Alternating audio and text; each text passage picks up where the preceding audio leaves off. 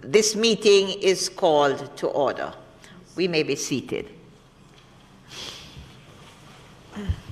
Can I ask the Minister of State in the Ministry of Finance, the Honourable Marsha Smith, to lead us in a word of prayer? Let us pray. Our Father in heaven, your name is hallowed. We pray that your kingdom will be established in our hearts and that thy will be done. We give you thanks that we can seek your face in all circumstances, especially in times of crisis and uncertainty. Your grace and mercy is what sustains us through the changing seasons of life. As we meet to discuss the 2021-2022 estimate of expenditures, we pray that you will grant us understanding, wisdom, and insight.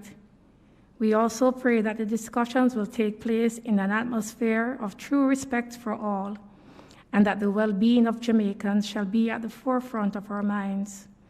We ask that you bless all present and grant courage to all who lead. Be with us, Lord, as we are your children. In Jesus' name we pray. Amen. Thank you very much. Members, the Standing Finance Committee of the House, consisting of all our members, is now convened. And you will remember that on Thursday, the 18th of February 2021, the House of Representatives, by resolution, referred the estimates of expenditure for 2021-2022 for the financial year ending March 31st, 2022. The Jamaica Public Bodies estimates of revenue and expenditure for the year ending March 31st, 2022. The Government of Jamaica Fiscal Policy Paper for the financial year 2021 to 2022. The Medium-Term Debt Management Strategy for the financial year 2021 to 2022 to the financial year 2024 to 2025. The Revenue Estimates 2021 for the financial year ending March 31st, 2022. The Tax Expenditure Statement 2021 and the 2021 to 2022 Public Sector Consolidated Estimates of Expenditure for the financial year ending March 31st, 2022 were all referred to the Standing Committee of the whole House of Representatives, consisting of all members of the House for our consideration. This committee is therefore ready to start its deliberations. And before I ask the House Leader to guide us as to how we will proceed, I just want to remind us all as members that we are operating in unusual and challenging times. I want to remind us all that we do have a curfew time for 8 o'clock. It means that staff, like ourselves, to the best of our ability, should be out of here by 7. And we all have to remember that the public is watching and we have to lead by example. So I am going to ask us all to bear in mind, because questions must and ought to be asked, these are deliberations, to be sure that your questions are indeed questions, not statements and speeches this morning. We want questions, we need to deliberate, and we want to hold it as tight as possible this morning.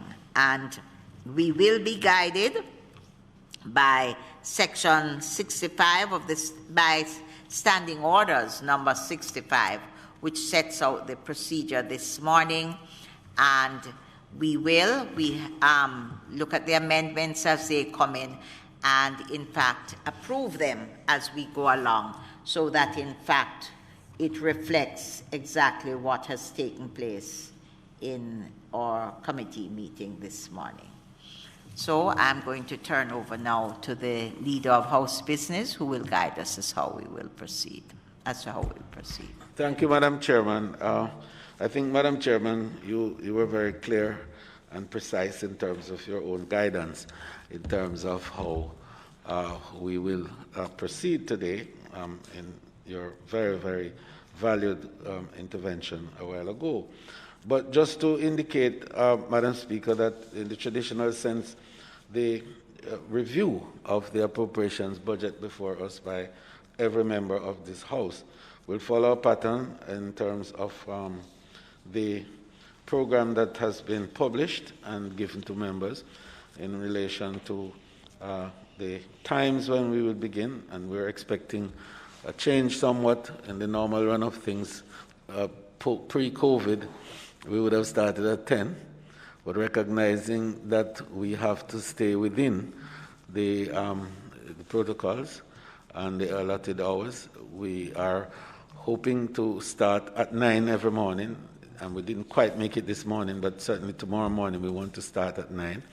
And we ask for an urge that there be utmost discipline in terms of the questioning, but more so we ask our ministers to be very precise and be very candid, as well as be as brief as possible in terms of their responses. I mean, we know that for an answer to be lasting, it need not be everlasting. So we would urge that ministers follow that rule. The allocation of time we sought to do to indicate that an hour would be a reasonable time allotted to each ministry to cover. Secondly, in regard to the protocols, we have changed the pattern. In the past, we would bring all members, relevant members of the MDAs, to join their ministers in ensuring that there would be adequate resource for the responses that are necessary based on the inquiries made by members with regards to heads and subheads of the budget. But in the context of the social distancing that we have to observe, and also that this House should not have more than 63 persons in it at any given point in time, we have asked members to select what days they wish to come, and indeed what subject areas are critical to them, and to ensure that the attendance of members on both sides reflect that requirement in terms of the number of us that should be in the House at any one time. So the guidance, Madam Chair, is for the ministers to sit in the well of the House along with their parliamentary secretaries, ministers of state, and or ministers without portfolio. And with them would be their permanent secretary and two other key functionaries, whether chief operating officer, the financial controller, the chief technical officer, someone but who is able to provide answers to questions. Also, that the other agencies, all agencies, would remain on call, whether by WhatsApp or other technological method, so that access would be provided, easy access, not just access now, but easy access for responses to any of the questions that may be put to the ministers or by members of the House. We recognize that has its own level of deficiencies, but we know that we are all capable to treat with it well and to give the answers. Another point that we had discussion with the opposition on, Madam Chair, was the methodology for questioning. We were suggesting that members could have written questions and pass it on for ministers and the team to to respond to, and also, of course, orally questions. So we're going to be using both modes of oral questioning and also written question. I think there's a tradition with the opposition spokesman on finance, who usually furnish the minister with a full list of questions that are answered and in time for his own presentation. And that, I think that's a good tradition that we could benefit from in this session. Finally, Madam Chair, we will not break for lunch in this context. We would all go for lunch as is convenient. And lunch, of course, is provided in a normal way downstairs. And, of course, all the other conveniences. So lunch, but there's a luncheon period, which is usually stipulated. But, of course, members can go and refurbish themselves as is convenient throughout the session. We want to close no later than 7:30 the max, Madam Speaker. So, again, I urge members to conform with these new rules. They're not strictures. You know, they are helping us in a way, in a funny way, because I do think that we can answer questions succinctly, you know, and in good time, and allow for other questions to be asked. So this is not an intention to stymie the flow, or indeed to in any way prevent the usual bullishness that characterize the sessions of question and answering. Please, it is not to deny you that at all, but it is to bring a level, I think, of more efficiency in the whole process and to enable us to get through the business within the times that are stipulated while we comport with the protocols of COVID-19. May it please you, Madam Chair. Madam Chair, the opposition, understanding as it does the environment and the context in which we operate, is not wishing to strike any discordant note with what has been said by the House Leader. What I will say is that this sitting of the committee must be characterized by the cooperation that I think is that the situation, the circumstance requires. It means, therefore, with respect to, say, the timelines, that these, while we pledge that we will work within what has been indicative and as a guidance, but that as we see the allocation almost across ministries and almost the same 1 hour timeline, not all ministries are equal. And so we expect that in the context of the flow, that there'll be some flexibility, recognizing that all of us would wish to, as Madam Chairman has indicated, that all of us would wish to ensure that the staff and everybody else is given ample time to leave this place and to be consistent with the protocol. So I think the sitting, recognizing that it's unusual times, the opposition pledges its cooperation, subject to it being able to ask and have answered the critical questions that is needed to clarify issues that are relevant to this process and to the debate to come. So with that, those few words, Madam Speaker, Madam Chairman, I turn over to the House Leader, and we're ready to proceed. You, Opposition Leader, Leader of Opposition Business. I don't want to get into any tangle there. Madam Chair, the procedure, therefore, will be that the Minister of Finance, who has the responsibility of piloting through the discussions on this budget, will open. He will make his opening remarks, and I think the opposition spokesman on finance will also make an opening remark, and then we would proceed on a page-by-page basis to examine the estimates of expenditure that are in this appropriation budget for the financial year 2021-22. May it please you, Madam Chair.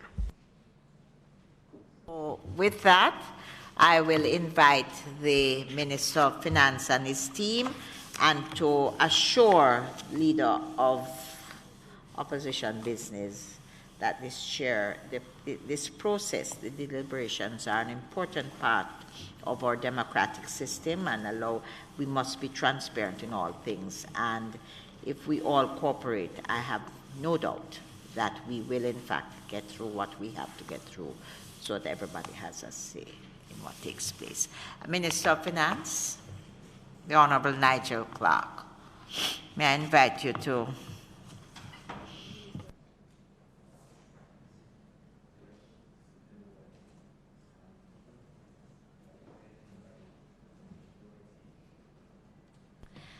and the Honorable Minister of State will join the Minister.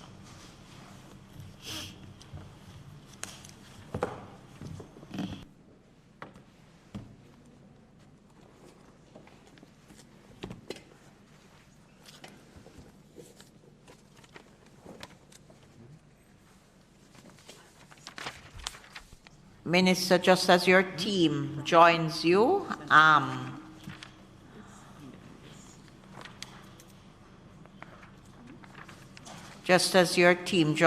we are proceeding as per Standing Order 65. So the amendments as they come up, we ask for them to be put to the members of the House and approved as we go along.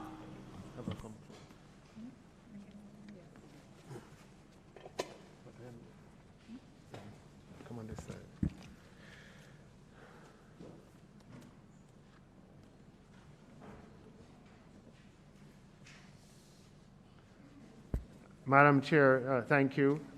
In the central government plans to spend $830.8 billion during the year, comprised of recurrent program expenditure of $247.8 billion, compensation of employees of $239.2 billion, capital expenditure of $54.2 billion, debt service of $272.2 billion, and loans to public bodies of $17.3 billion.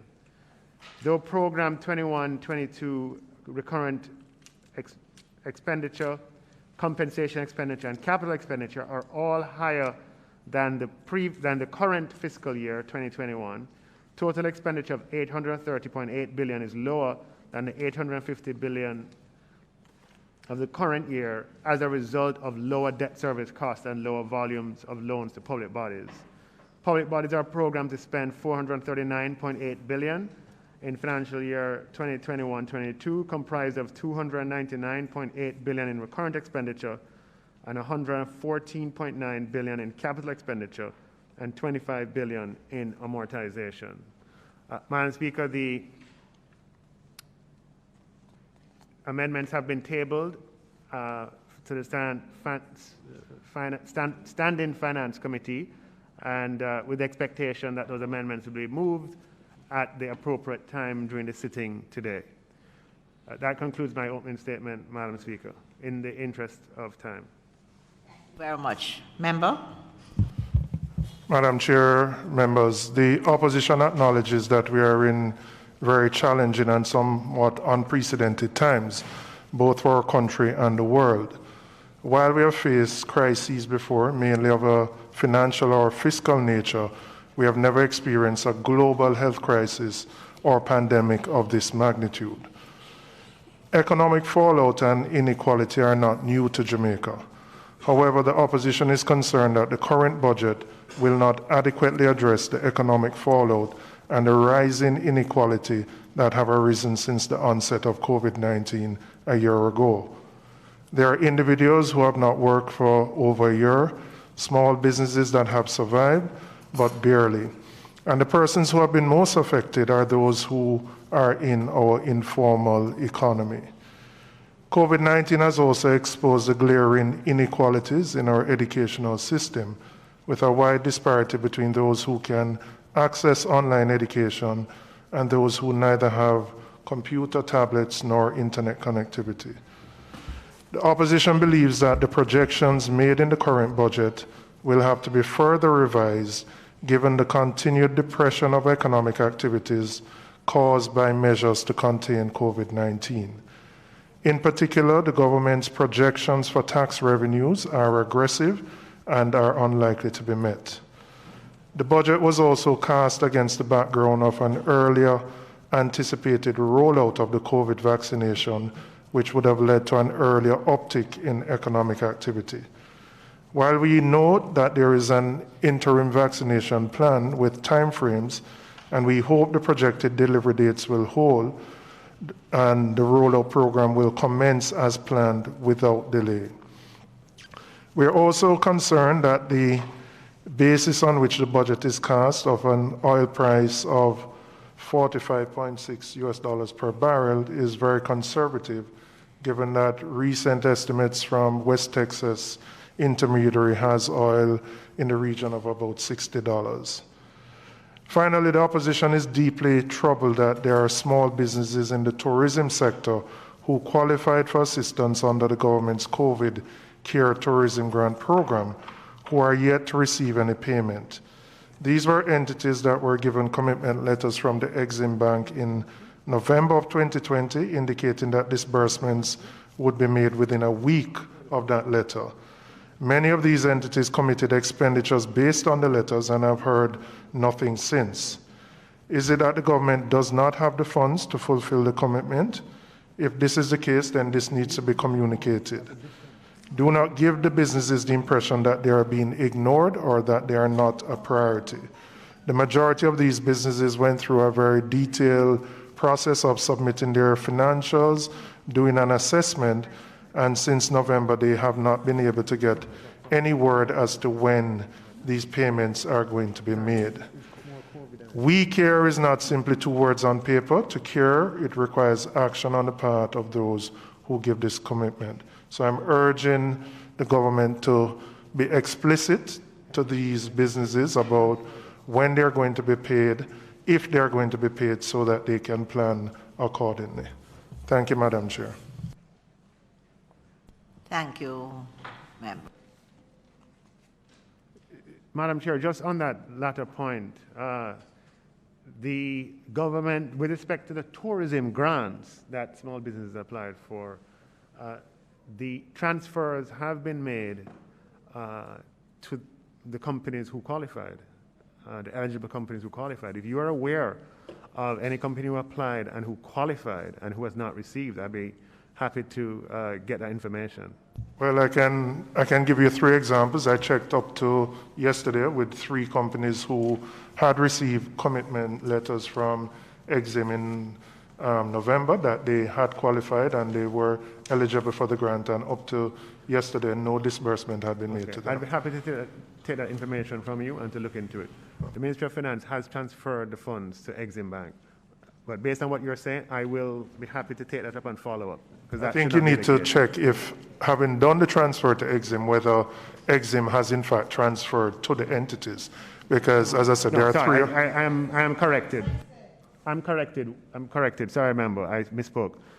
What Exim Bank provides us with the businesses, and the Ministry of Finance transfers directly to them.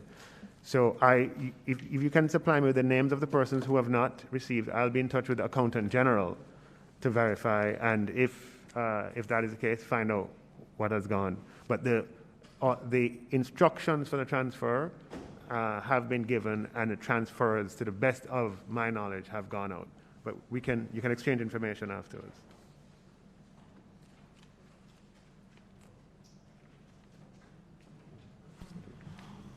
Over to you. Madam Chair, I'd also sent to the Financial Secretary some questions which I've just received some answers to in relation to the arrears by ministry, agency, and by ministry that are owed to suppliers of government services. In particular, I was concerned about the Ministry of Health and Wellness and also the National Works Agency.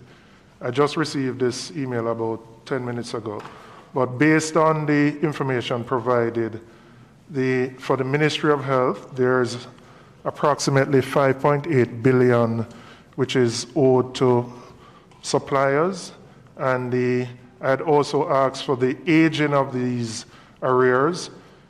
3.1 of the 5.8 is over 90 days that are owed to suppliers. For the National Works Agency, and I'm just pulling the figures as I receive them, there are arrears of 716 million which are owed to suppliers. Many of these suppliers are relatively small contractors. So the first question to the Minister is, what is the plan to address the arrears that are owed to these suppliers, and how quickly can these suppliers be given an assurance that they're going to be paid?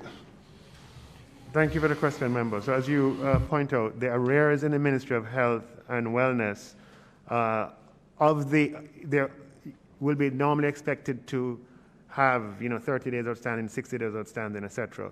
When it gets to the over 90 day, that is the category that we want to really focus on, and that is at the date of this report was December 2020 was $3.4 billion over 90 days.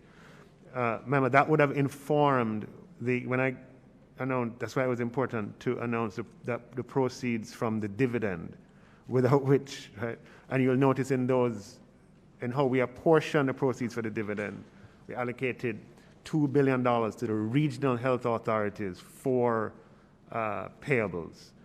A lot of these bills are in regional health authorities. Some of them are in hospitals for drugs, but a lot of them are in regional health authorities. With the onset of the pandemic, costs have just gone up because there's more of everything that's needed. More cleaning, more security, more oxygen, more of everything. And this is the consequence. But you would have heard when I tabled the budget a few weeks ago that out of the dividend proceeds, where we made an allocation of $2 billion specifically to deal with the bills that the health ministry is facing. While that is good, Minister, you'll appreciate having arrears of close to $6 billion only partially covers it. And then these are suppliers who you'll be calling on throughout this period to continue to provide goods and services. So the $2 billion represents a third, and that's just for the Ministry of Health. There are other ministries that also have arrears. So how are we going to, is there a plan over, because you have allocated 2 for this fiscal year, how do we plan to clear those arrears so that the suppliers can continue to provide the services to a critical area? Well, the $2 billion that we applied is because the $2 billion special, right? The sort of a special distribution that we applied was for overdue bills, i.e. for arrears. We are aware that they were facing this problem, and so once we were able to confirm the size of the distribution, we committed $2 billion for arrears. That was after the ordinary budget was cast, and the ordinary budget for the Ministry of Health would be a significant portion of that is for supply payments, and they'll always have credit terms, so you're going to end the year with stuff over 30 and 60. But what we want to make sure is that we address the over 90 column. So the $2 billion is, it's 2/3 or just under 2/3 of the over 90. And with the allocation to the Ministry of Health generally from their general budget, which of 85 billion, well, I mean, that includes the 2 billion, which is an increase over the previous year. We are hopeful that the situation will be addressed. But let me be very clear, Speaker, Member. this is a serious challenge. The crisis is a serious challenge, and it is stretching the resources of the government, and it informs, some of the choices that we have to make, the balancing act of trying to ensure that we can sustain whatever economic activity we can sustain in light of the measures, and at the same time have the resources to allocate to the health ministry to meet their bills. But the answer to your question is, the immediate answer is, after the allocations for the ministries were made, that extra $2 billion was put on top to deal precisely with this issue, and that's why it went to the Ministry of Health. I appreciate what you have said, Minister. The challenge is, these companies, many of them are small, by and large. They provide janitorial, cleaning, other types of services, some security services, and the very economic activity which you want to boost and create, by not being able to pay these people, you are actually forcing some of them close to the verge of bankruptcy, because they're small companies and some of them just don't have the cash flow to hold 90 days without being paid. And as I said, that just represents one ministry, and we all understand why that ministry has had more expenses than others. But you have other ministries, like the other agencies like NWA, which is 716 million, and we know, because many of us who do road repairs in our constituency, and we have relatively small contractors who would undertake those road repairs, do come to us and complain that they're owed significant sums of money. So the $2 billion deals with the health ministry, but what is the plan for the other agencies that there are relatively large arrears, where again, those contractors are going to be called on to undertake work during this financial year? So the main arrears issue is with the Ministry of Health. All other ministries are pretty much in line. There's a, relative to the Ministry of Health, the NWA one is not as significant. But what will happen, member, is that payments will be made from the 21-22 budget. So the new budget year starts in April, and the first payments will go to addressing these supply issues. So these suppliers will be in funds, come April.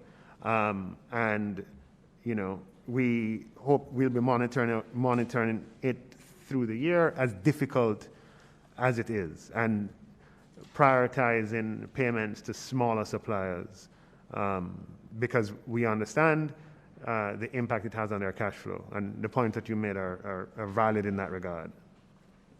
All right, just some general questions before I go to specifics in the estimates.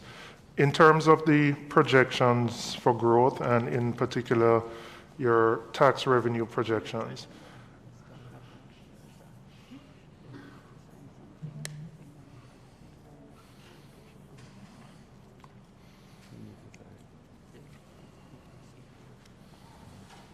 in terms of the projections for growth and the tax revenue projections, I have a concern about the measures that we obviously have to maintain to contain COVID and the depression it has on economic activity. Do you think that those projections can still hold if the measures have to continue for, we certainly have until the end of this month, and then we are going to review at the end of this month. But if we have to maintain this, what impact will it have on your growth plans and revenue plans? Yeah, I think that's a very good question, member. Obviously, the numbers would have been prepared before this latest round of measures that became necessary with the rise in cases of hospitalization. But remember that the projections are for 12 months. And what may happen for a few weeks or so on, or even for a few months, doesn't throw out 12 months just like that. Right? We would have to have the measure sustained for a long period of time to totally throw out the projections that we have. But make no mistake about it, we are making projections and making budgets in a time of great uncertainty. There are a lot of variables that we're not in control of, how the disease evolves internationally, new variants and so forth. And so there is risk. and that risk informs the approach that we're taking. I want to be clear about that there is definitely risk. The growth projections, however, incorporate a nominal growth of about 10%, which factors in inflation. And we're projecting inflation in the range of about 5% or thereabouts, and real economic growth of 5%. That, member, is certainly achievable, provided that the rollout of the vaccines can cover the vulnerable population in the time frame that is envisaged. The measures are designed to ameliorate the pressure on the health system. And the health system is pressured mostly by increased hospitalizations because there is fixed capacity in terms of physical space and fixed capacity in terms of personnel.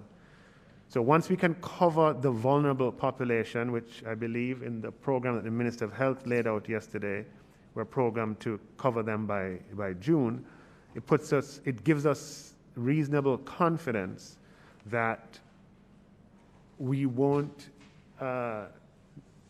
need measures that cramp economic activity for much longer than that. However, uncertainties remain, and that can't be guaranteed, but it is what underpins the budgetary projections. And remember, the nature of the crisis that we face is not that we have any structural issues in the economy. It is the collapse in GDP arises purely and only because people, suppliers, and customers cannot move around freely and transact freely. And once they are able to do so, and I'm talking international, local as well, we are likely to see increased economic activity. We do have some upside risks as well, and one of the upside risks is that when we were preparing these budgets, the vaccine rollout in the United Kingdom, but more particularly in the United States, was nowhere as certain or as optimistic as it is today. So just yesterday, President Biden announced that by May, I believe, there'll be sufficient vaccines in the United States to vaccinate all of their population. That's an upside risk, right? Because what it means potentially is that we could have tourists interested in Caribbean destinations, interested in Jamaica sooner than we would have otherwise thought. So on balance, we believe that the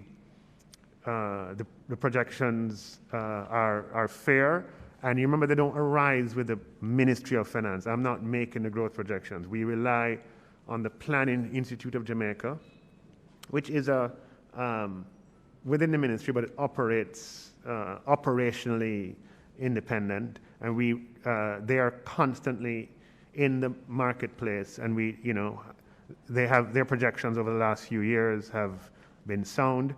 And we also we take into consideration what the international bodies say as well. And certainly our multilateral partners all have growth projections that are in the range, consistent with what we have here. But there's no doubt about it, risks remain. I would say the news out of the U.S. is absolutely positive for us. I think the concern I would have is when you look at the Caribbean region, we have been the last out of the blocks in terms of getting our vaccination program going.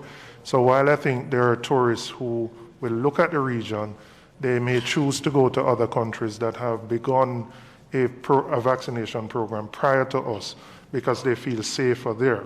And as I said in my opening, I do hope that the timelines which were outlined by the Minister of Health can hold and that we can actually acquire the vaccines, because I know having the money is one part of it, but physically getting them is a bigger issue. So I think while the US news is good, we have a risk of substitution of tourists choosing other Caribbean destinations over us if our vaccination rollout is not done in a timely fashion. And that obviously has a negative impact on your budgeted numbers. I'd also asked about the projections. Again, we know the uncertainties. We had projected oil prices are about $45.6 US per barrel, which I believe is very conservative. I checked yesterday, West Texas is about 60 now. What impact if oil prices continue to move up? And the reason they will move up is if the developed countries vaccinate, there is increased air travel, increased ground travel, greater demand for oil. What impact would it have on the budget if you are closer in the $60 range or maybe more based on what you have projected? Yeah, so I alluded to that risks remain. That's certainly one of the risks. And the risk, though, would materialize with its own mitigants in the sense that oil prices only begin to rise if there's some war, but ordinarily only begin to rise if global economic activity is picking up, right? So that becomes the mitigant that, yes, if global economic activity increases, then oil prices are likely to increase, and if global economic activity increases faster than projected, then maybe oil prices increase faster than we're projecting. The downside of that would be pressure on our balance of payments through the current account. And if that were to materialize faster than our recovery, then it could, those pressures could exacerbate. The good news about that is so far our reserves are adequate and sufficient to withstand, such pressures. We still have the $500 million US that we drew down from the fund that has not been used. And on the mitigant side, if global economic activity is picking up, it likely means that other sources of economic activity that generate foreign exchange are likely to also pick up. It means that exports would probably register an increase. We had exports declining this year. And it would mean that maybe foreign direct investment plans that were put on hold would accelerate. So it is certainly a risk, but it's a risk that we can handle because there are mitigating factors and we have monetary buffers. One of the things I think And let me just say something. Yeah, sorry. Yeah, go ahead. No. I was going to say, your government took a decision to discontinue the oil hedge a couple of years back, and it was put in precisely to manage and mitigate risks like that. Is it something that the government would consider in an environment of uncertainty, reintroducing? Okay, so, we took, I think you're alluding to the first decision back in 2016. Which I'm not going to address, that was already addressed in the public domain. But we continually assess whether it would be prudent to do so. And last year, as this pandemic got going, I appointed a committee headed by the governor to look at it, and we had a subcommittee of the COVID Economic Recovery Task Force to look at what came out of that review. And the subcommittee of the COVID Economic Recovery Task Force, unanimous in the view that given the fiscal cost of the hedge, which at the time was $6, $7, $8 billion or thereabouts in terms of whatever percentage of our imports that we were seeking to hedge, just would not have been worth it given the other demands for those resources and given the way in which the payouts would only materialize if on particular days. So the short answer to your question is that it was reviewed. There's a few paragraphs in the COVID Economic Recovery Task Force that address it and say why. And that was published and laid in the House of Parliament. So we looked at it and transparently concluded that it was not the best thing to do. I'll try and retrieve the paragraph and maybe just read it here while you move on. Minister, I'd just like to ask whether the risks, as you have assessed it, with respect to oil prices and what that is likely to do to the budget, because you have agreed that there is likely to be a lag between the growth emerging in the developed country markets, US in particular, and how that is transmitted to Jamaica, precisely because it's linked to the virus and our management of that.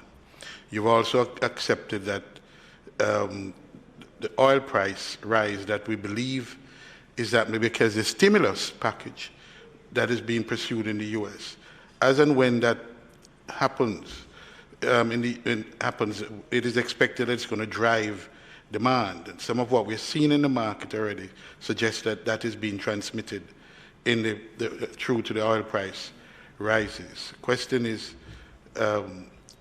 Minister, how, with those dynamics, how certain, are the risk that and the absence of the oil, the edge again, how confident are you that we're likely that we are casting the budget on fairly solid foundation? Yeah, the reason, remember, is that there are mitigating factors. So if oil prices don't just rise on their own, they rise for a reason. And the likely reason, outside of geopolitical tension, would be that economic activity, global economic activity, is being restored at a pace that is faster than we had projected. More people are buying products that use out of the petrochemical industry, et cetera. More people are moving, cars, planes, et cetera.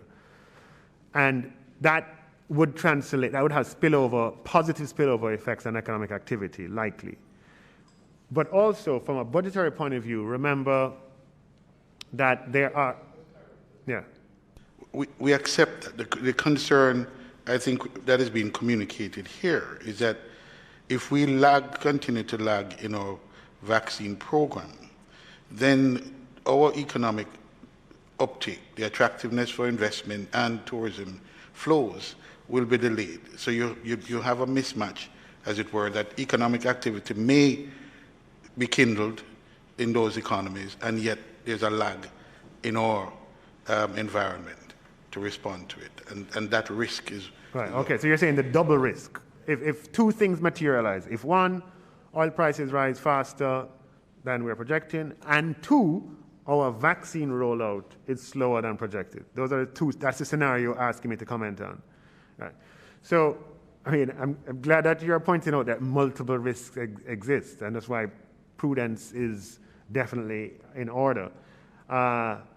What I'd say to you there is that, remember, another mitigant, which we just have to speak about without, is that we have revenues that are associated with the price of oil, right? So one of the reasons why our revenues went down as they did is that, oil prices went down and we earn a good amount. The government earns a good amount because, the structure of our economy is such that it's a way of, a progressive way, I would add, of international literature suggests, of the government making revenue. So if oil prices were a mitigating factor, it does not take away from some of the negative benefits, but a mitigating factor is that we'd have a revenue uptick. Okay, so there are. You remember the primary channel through which higher oil prices would affect the economy is on the balance of payment side, on the monetary side. You're asking me about the fiscal impact, and I'm saying to you on the fiscal impact on the government's revenues, we would likely see revenues going up. but we'd have balance payments pressures that we believe we can handle because the current account deficit that we're programming is, as the Bank of Jamaica has said, is quite modest. And if there's a slight deterioration because of oil prices, we can handle that. And on top of that, we still have the proceeds of the IMS Rapid Finance Facility. So the risks exist, but the risks, if they materialize, can have effect. However, the buffers that exist and the mitigating factors would allow us to absorb the effects, both on the monetary side and on the fiscal side. Minister, you've projected and made a provision, I think, of about $7 billion for public sector workers. The projection for inflation for the fiscal year is about 6.3%. What would the nominal increase be for public sector workers if that $7 billion is applied? So, remember, we are in extraordinary times. The bill for compensation for public sector employees, even before, is $230 billion or thereabouts. And any number you apply to that quickly has a fiscal cost that would either impact on our ability to respond to the crisis. We were just talking a while ago about the backlog of payments in the health sector, right? Or compromise economic recovery activities. And it's for that reason that we have appealed to members of the public sector that we don't want to have we're not proposing a wage freeze this year, as Jamaica had to endure in previous crises, but what we're proposing is a modest increase. And once the recovery happens next year, we would begin implementation of the compensation review. So we have made a provision, but it's not customary to, sort of tell people what their increase is going to be. We sit down with our partners in the union, we discuss it. So I don't want to put any percentages, have my voice associated with any percentages, because that would be interpreted the wrong way. But it is what it is. Everybody can do their own math. It is what it is. And we are trying to balance a number of priorities in the best way possible. All right, I don't know if my colleagues have any more general. I'm going to go to specifics. And I'll start with the public bodies. Just tell me the page that you're on. I'm starting on page 17, which is the Trust NTA. I don't know if you need them to be in here. I'm particularly concerned when I look at the certification rates for the Heart Trust. So page 17 under the summary of the corporate operational plan. Should I answer this? You want to ask them to come in? No, I'm wondering if the nature of your question seems as going into an area that the PS for the OPM might be better. Let me hear it. Is it an operational question? It is. It's not about the budget. The question, when you look, under the summary of corporate operational plans, Heart Trust will seek to enroll 119,350 trainees for this fiscal year, for the next fiscal year, of which 56,292 would be certified. That works out to be a certification rate of about 47%.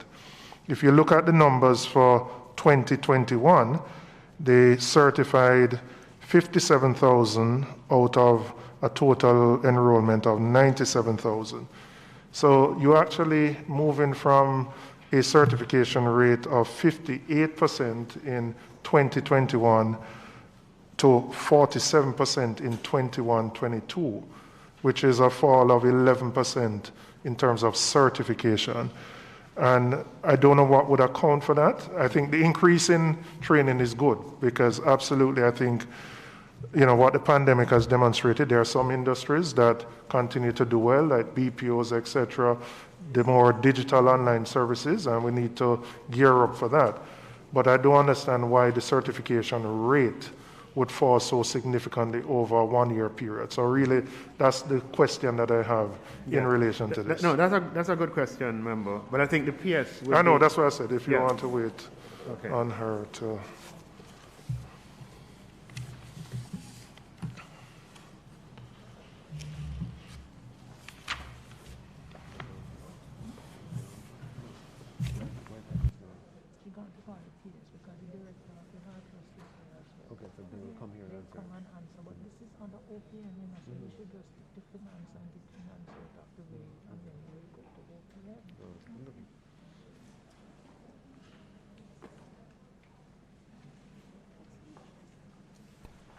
Minister, while we wait, I wasn't clear on one of the answers you gave about the arrears for the persons who had contracted with the government, for which there is a debt owing by the government, particularly in the works agency area. You indicated that when the budget is passed, payment would be made. The question I thought my colleague member was asking was, is there in the budget and in the payment that you envisage to begin when the budget is passed, whether there is a specific allocation there to address those arrears? Yeah, so to the extent that flexibility exists, and flexibility is often hard to find, the numbers for a future year or for the next year take into consideration the backlog that you are bringing into the new year. So yes, we would have considered the opening arrears in the new allocations.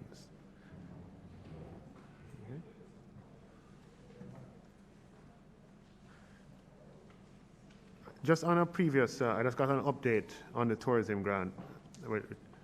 It appears as if the recipients have to sign a document, and that document has not yet been signed for the payment to go. And I believe it has to do with some document to do with, credit assurance.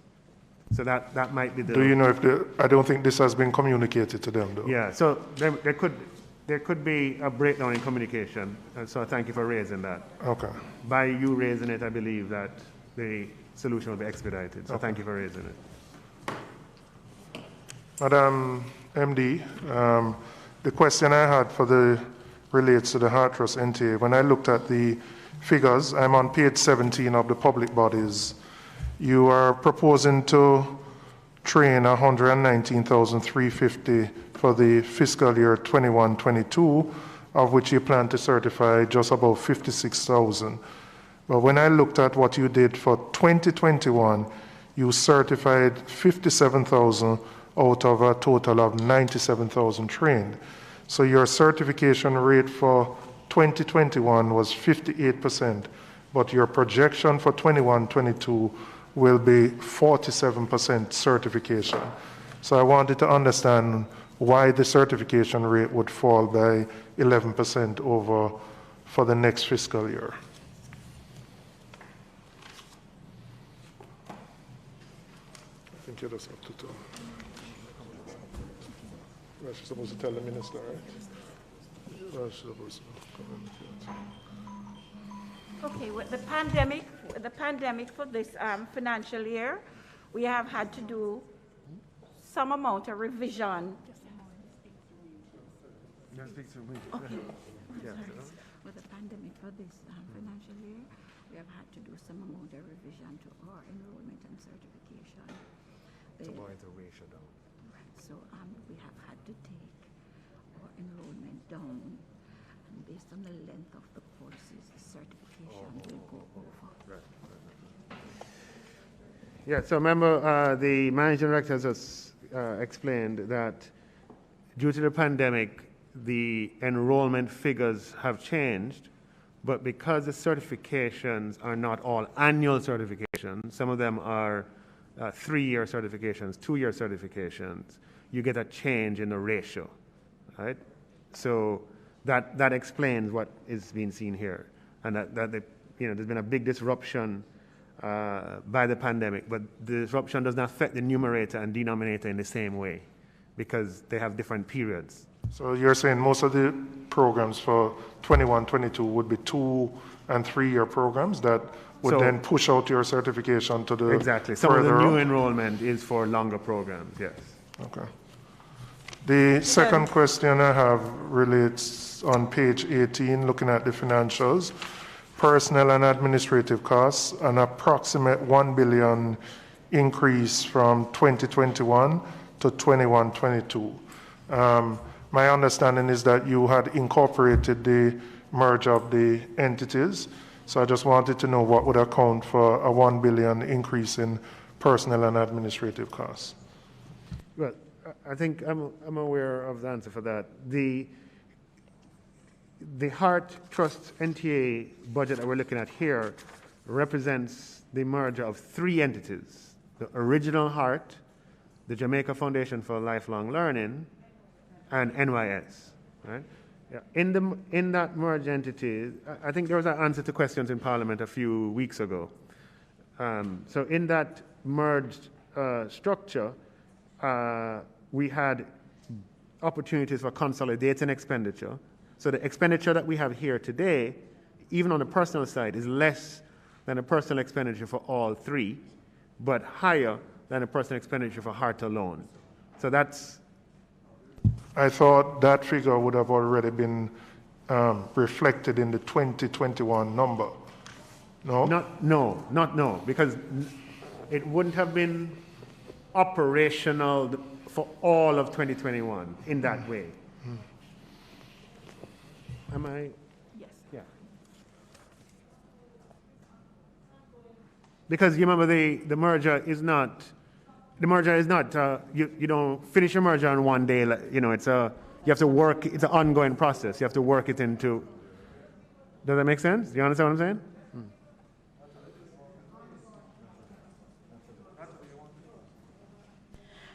saying?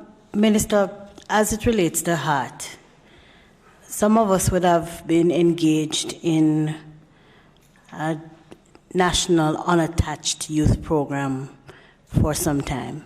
A program I believe, certainly in my own constituency, has yielded great success.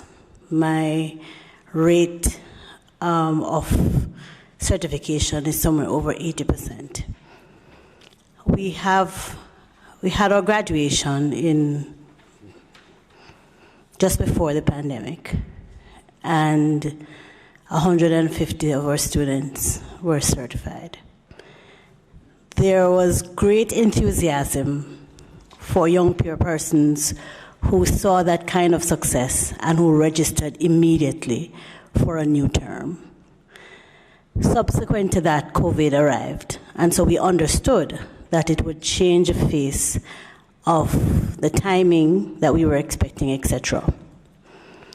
I am, however, at a place where no one seems to be certain of the direction of the program. No one is clear as to whether or not the National Unattached Youth Program is going to be continued in any format. And it doesn't have to be called the National Youth Program if we don't want to call it that anymore. But certainly most of us, or some of us, and I can speak for myself in particular, would have invested constituency development funds into equipping centers to facilitate the National Youth Program. I have persons who have registered, many of whom are already qualified because they are CXC, they have CXC qualifications, so they're ready to go. No one is able to advise me at any level as to the direction that Heart is taking with the training programs.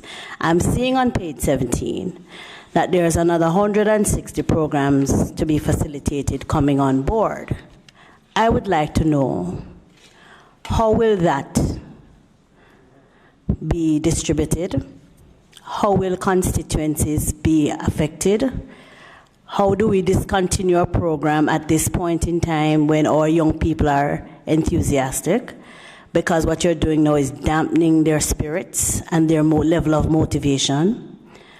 What is the plan with this new partnership with the European Union, and why not collaborate and utilize the existing infrastructure in constituencies to be able to execute the programs that you now have in mind, to allow for those who already have registered to be able to facilitate in this financial year?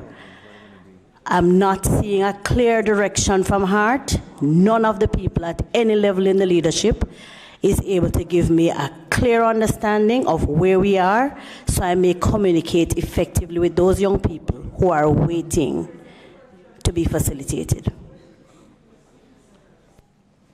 Thank you, member. I'll try to address each aspect of the program. Just on the EU of the question, on the EU side of it, that's under consultation with them, and we hope for that consultation process to be completed soon. The question in relation to the 160 programs, these 160 training programs are across the training modalities of HEART, the institution-based, as well as the community-based, and other modalities. And, you know, in keeping with ensuring training value for money, you know, HEART will be rolling out those programs in a way that's consistent with how it has been done before, where it can be demonstrated that the objectives are being met and achieved. With specific reference to the unattached youth program, the challenge in our society that would have led to the origination of this program still exists. We want to make sure that we are addressing this challenge in a manner that is most effective. And as a result, the unattached youth program, as currently designed, is under review. And in the upcoming fiscal year, we expect that an updated format for that program will be introduced. But the challenge remains a priority of the HEART Trust. Minister, as a representative of the people and an institution like HEART, understanding how much some of us take this program as being most important for our young people, I would think someone would formally communicate with the members of Parliament to indicate the direction so that we are clear. Those persons who we have waiting, who were lecturers in the last term, who still think they have a job waiting for, that it no longer exists. I heard at one point that they were going to be cutting the program from 200 to 100. Now it no longer exists, it's under review. Who is communicating? Can a formal letter be sent to the members so that you are able to guide those who are looking to you for direction? Thank you, member. And you know that I'm not, through you, Chair, you know I'm not turning my back to you, but the protocol requires that I face the Chair and speak into the microphone. Thank you for raising that point, which is a very good point. The HEART Trust has started the communication with members of Parliament, and I believe the undertaking is to ensure that where programs in constituencies are affected, that the HEART Trust will inform the members of Parliament in writing, so that members of Parliament can be in an informed position when they engage with their constituents. Quickly. No. Yeah, go ahead. Yeah, go ahead. Thank you, Madam Chair. Just to say, regarding the specific program that the member has spoken about, the National Unattached Youth Program, I believe that it is a very good program and one that can benefit all constituents. But there's a flip side.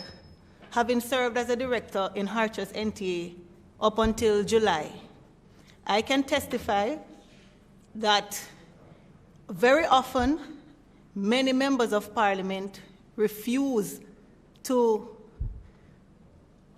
provide the entity with the number of persons required for training.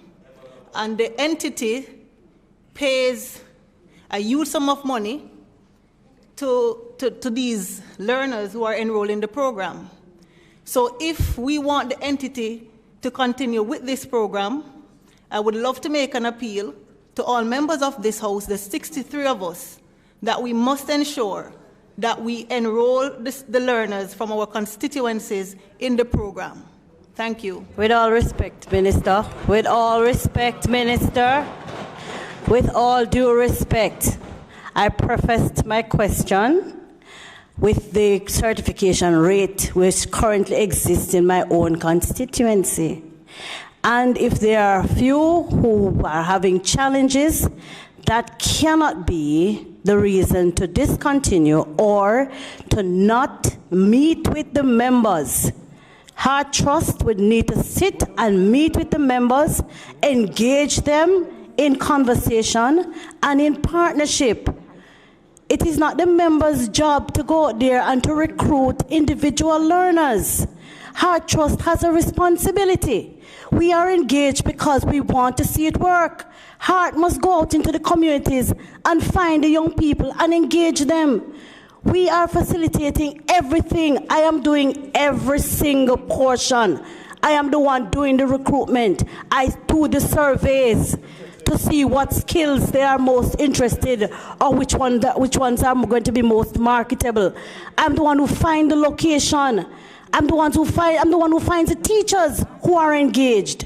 So at every level of the process, we are real partners.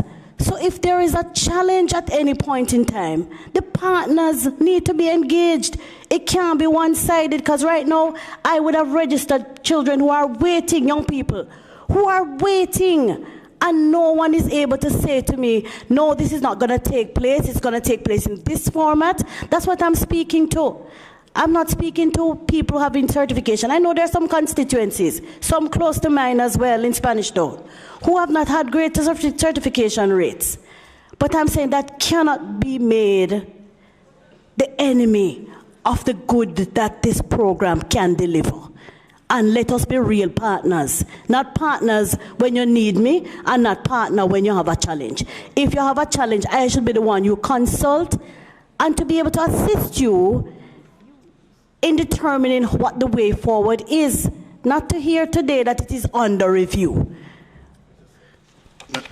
Minister. Thank you for that contribution, member.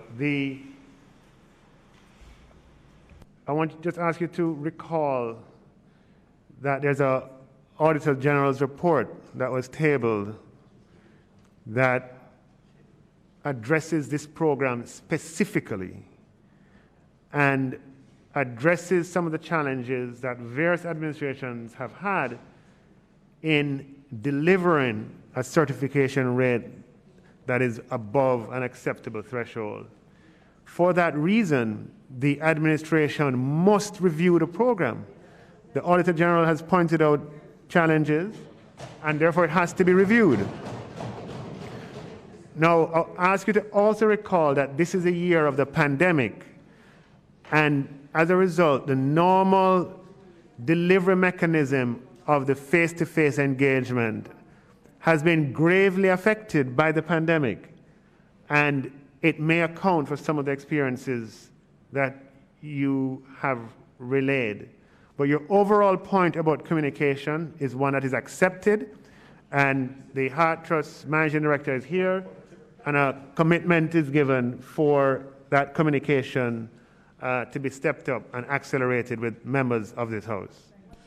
Minister, there's another aspect of the program that I'd like to address. Not only the quantitative aspects of it, but the qualitative aspects of it. The issue, the whole matter of industry needs and our trust response to industry's needs. And some of these needs have been communicated consistently and very clearly. And again, the response and the communication of the response to those industry needs leaves a lot to be desired. And I want to bring to the attention, the director knows fully well what I'm speaking about, that there are specific industry needs that have been communicated time and again to the agency. It has responded in ways that it is considering and the particular requests, but it has not been responsive in terms of how we move forward.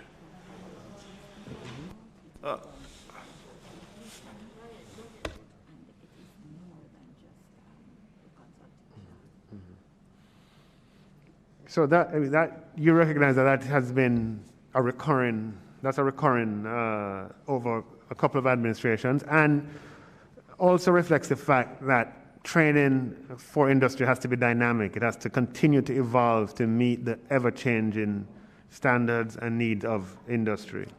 As a result of that, our trust is working assiduously, member, to ensure that the expectations of industry are met. And there are areas and sectors in which that is more the case than in others. And so it's about getting the weaker sectoral areas up to scratch. Minister, late last year, I believe, on or about September, October, I received a letter, a communication regarding the NUYP program. And that a certain number of allocations were made per constituency. Southwestern Clarendon being a very proactive constituency, we reached out to the local heart representatives. We started the registration program for the NUYP. We have a registration scheduled for tomorrow, which we had to postpone upon consultation with the local heart representatives due to the restrictions which were recently announced. And we never wanted to breach the protocols. We had a registration at Yorktown Primary School for the NUYP program last week, Thursday. The week before, we had a registration for the NUYP program in Havana Heights Phase 3 and Phase 1. To date, we have over 150 applicants, which is above the allocation for the constituency. Now, when you come here this morning and hear that the program is under review, I'm very puzzled. And it is unfortunate that we're hearing this here now, because we would have expended resources to facilitate the registration process. And this is not a political thing. The reality is that we have a lot of young persons out there who need a program like this in their communities. And we're not by any means saying that it is going to be scrapped, but the very communication to the members of parliament and probably to the I'm not sure if the Clarendon Heart Trust is aware of this, that the program is under review. It is very unfortunate, Minister, and I believe as soon as you can, you need to submit some communication to us as MPs, because we are losing. We did a tour 3 weeks ago. Madam Chair. Before we move forward, I'm going to remind us all of what we said at the beginning of this meeting about time and the fact that we must air. Now, the idea and the message has been loud and clear. I think the member has said it, and the minister. Communication needs to be better. And I heard the minister say that there is a commitment. There are questions that members need to ask to deliberate. I do not wish for us as members to each of us repeat the same point. It was done by the member and done very well. Madam the point Chair, was taken, and we have a curfew time that we have to get out of here, and the work has to be done. Hold on, I'm not restraining you. I am not restraining you at the beginning of this meeting. No, at the beginning of this meeting, the leader of opposition business gave a commitment to cooperate, and I ask you, if you think something is going awry, speak to the leader of government business, because he's very capable and he will guide you accordingly. Madam Chair, I just have a clarification. Just one simple question. Minister, through you to the Director of HAT, there seems to be some consternation on the government side. Perhaps the Director can just let us know how the program has been administered in terms of the equitable distribution across the constituencies. So that is my only question for you. That's not a PAC question. You don't know. The first time you come on, 200. Members, please remember, the minister is in the chair. The member has a right to ask her question. She has asked her question. I'm not telling anybody to keep quiet. I'm asking us to allow the minister and his team to answer the questions. All right, thank you, member. Again, I want to just go back to, before coming to your questions, that in the middle of this pandemic, in September of 2020, the Auditor General of Jamaica released a report that covered the years 2014-2015 to 2018-2019, which is accessible online. I've just uploaded it myself, where she assessed HART's delivery, and this particular program was singled out with question marks about value for money. Any responsible government, in receipt of a report such as that from the Auditor General, is required to put that program under review.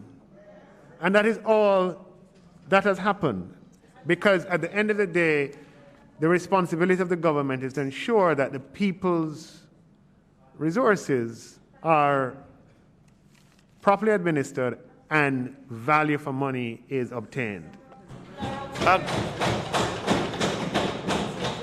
no,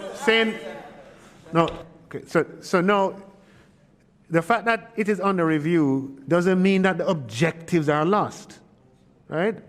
We are not abandoning the objectives. Those objectives have spanned multiple administration. The problem still persists, and we have to continue to pursue the objectives. So that review should be completed in this fiscal year. Yes. Right? And the HART organization, HART Trust, will announce a new method of implementation that hopefully addresses the weaknesses identified in the Auditor General's report. So is it safe to conclude that this financial year is out of the question? No, I said no. We're saying that the review will be concluded within the fiscal year, and an improved program will be communicated and rolled out. I don't believe all 63 at one time is going to be right as we go along. But the HART Trust will communicate, as the managing director, the person in charge is right here, and has undertaken to communicate with all members. Now, my understanding, member, is that prior to now, the allocation has been equal across constituencies, a certain number of persons. You said it's rolling out in phases based in this financial year. Has it been rolled out in some and not others? No. What I said, not so much. I said that it's under review, and once the review is completed, an updated program will be rolled out. Okay, so it's under review right now because of No, this. I understand that, Minister. But what I'm sensing on that side versus this side is that some persons on that side have had their programs rolled out. Would that be an accurate? No. That's no, okay. Not at all. Not at all. Not at all. The program is under review. No, not at all. It's rolled out nowhere. No, it's correct. It's rolled out nowhere. Yeah. Minister, can we go to the big book? I'm on 15,012 in relation to electoral services. And I have a specific question in relation. I don't know if you want get the individuals from that entity here before I ask the question. No.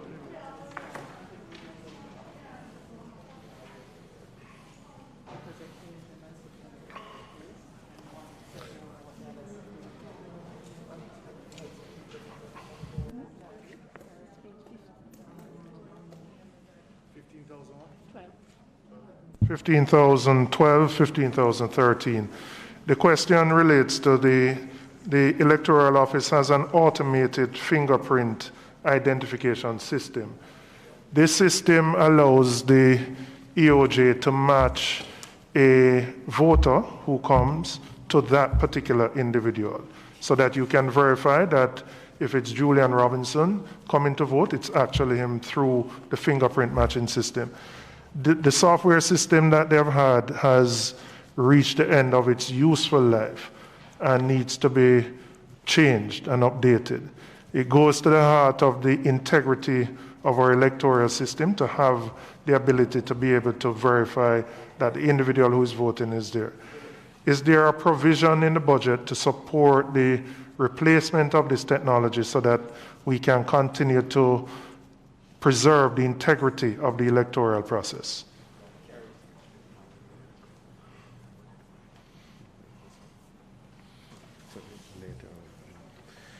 Member, good question. That is going to have to be addressed in a subsequent fiscal year. The budgetary space is not available for that this year. So if we can't do it in fiscal, do you mean fiscal 21-22? Fiscal 21-22.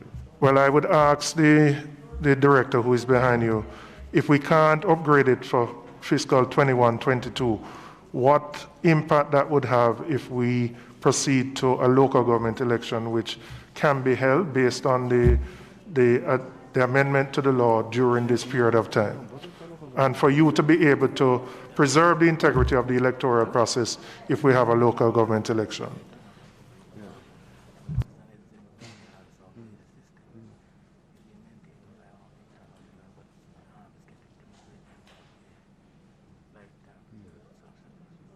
Can you hold it? So just through the information provided by the director, the system is being maintained by technicians locally.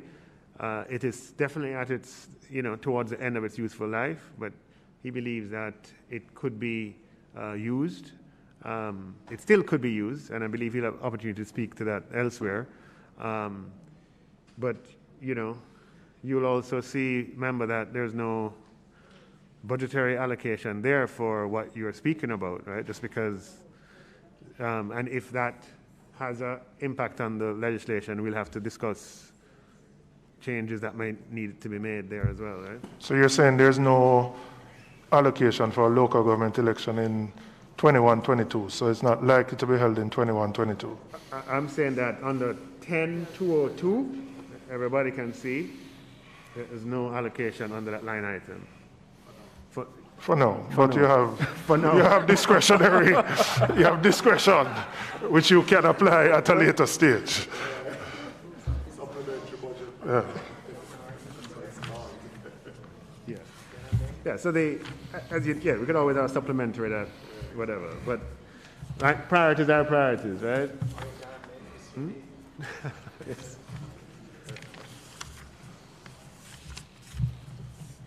I'm moving on, Minister. I'm in the public bodies under the Development Bank of Jamaica I had seen a report in the media where the Minister of National Security had indicated that a new prison was going to be built and it would be funded to the tune of $10 billion, and the money would be coming from the Development Bank of Jamaica.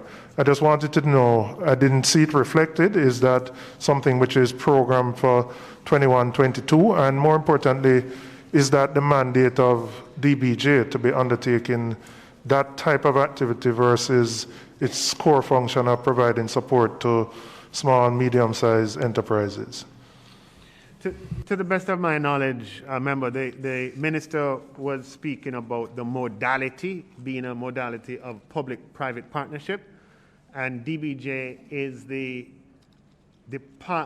agency of government that administers the process for public-private partnerships to be entered into.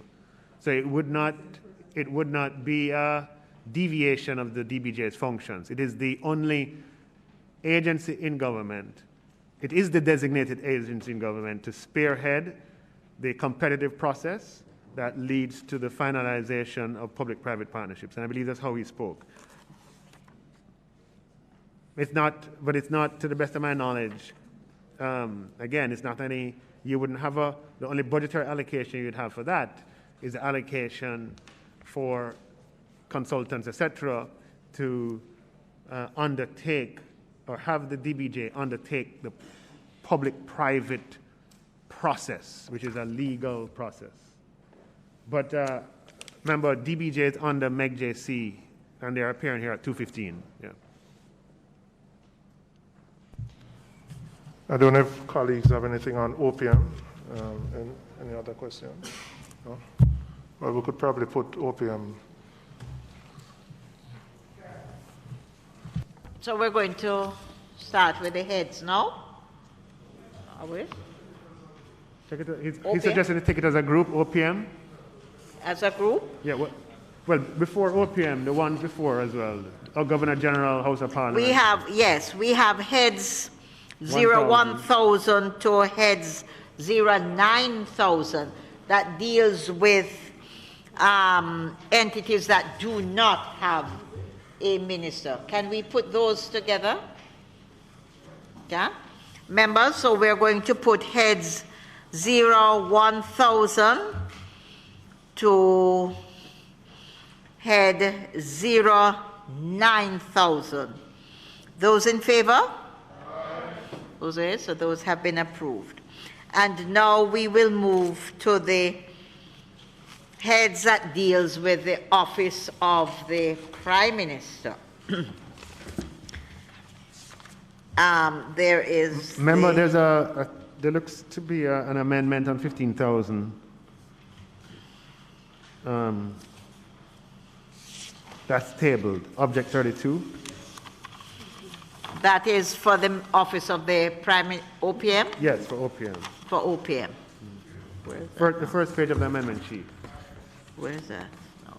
Oh, yes, the second page of the amendment sheet, yes. Where is it? It's here. So we put the heads.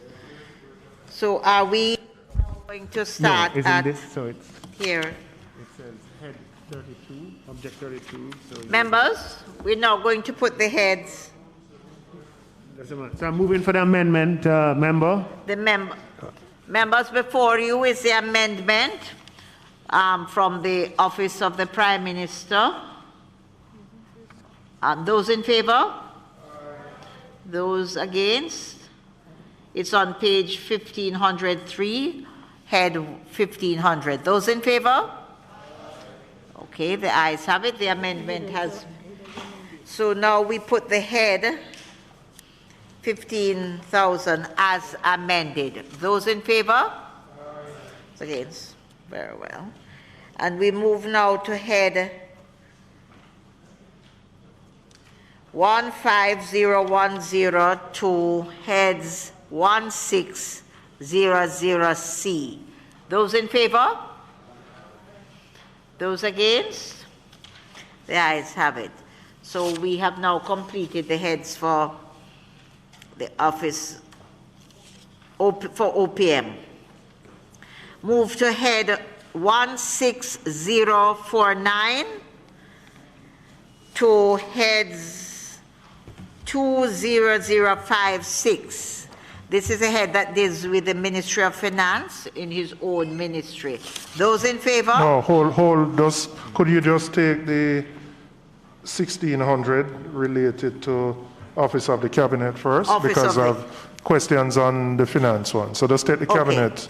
So members, we now put the heads 1600C. Those in favor? Those against, the ayes have it. Very well. So now we move to the Ministry of Finance itself that the Minister has responsibility for. Minister. The head 16049, mind and all. Chairman, did we take that head? That's it.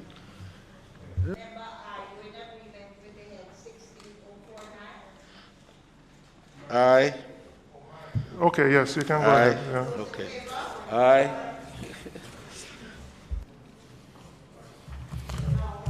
For good order, Chairman, we really have to take all the heads and we have to vote on everyone to move on to the next. And we may take them in groups if members so desire. Right. The order is OPM, Cabinet, then Finance and Public Service. So we have taken OPM, we have taken Cabinet. So we're going to Finance and Public. OPM would be certain things, and like mine is on the. Yeah, man, we have no issue with that. No issue with that. Okay. Okay.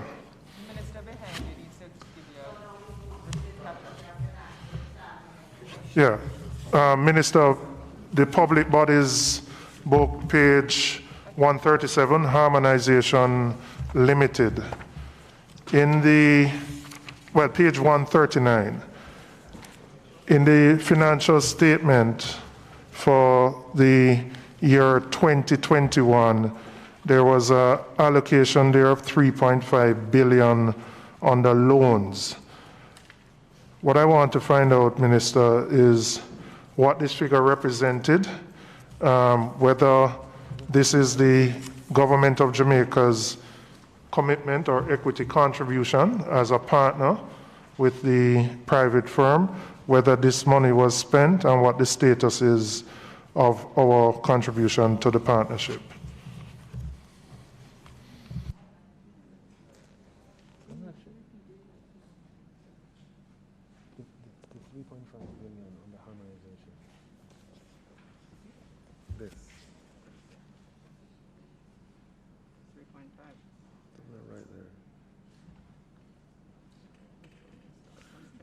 Yeah, this one, let me get back to you on this one, member.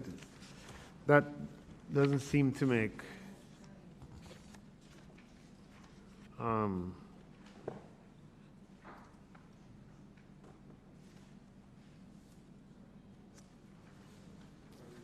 yeah, I'll get back to you on that one.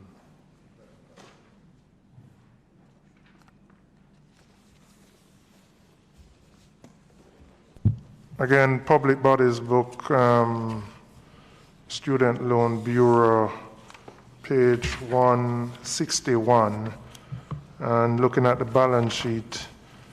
And just a question the cash and the cash equivalents. There's a decrease of about 3.5 billion between 2021 to 21-22. In terms of the decrease of the cash balance, and I just wanted to find out what that would have been utilized for and what would represent that large decrease there. Yeah, so members, as I stated in my budget presentation last year, it doesn't, it doesn't make sense to have an agency of government. No, it's on. Yeah, thanks. An agency of government that's reliant on the state building up huge cash resources when we have needs that are unaddressed, that are important elsewhere.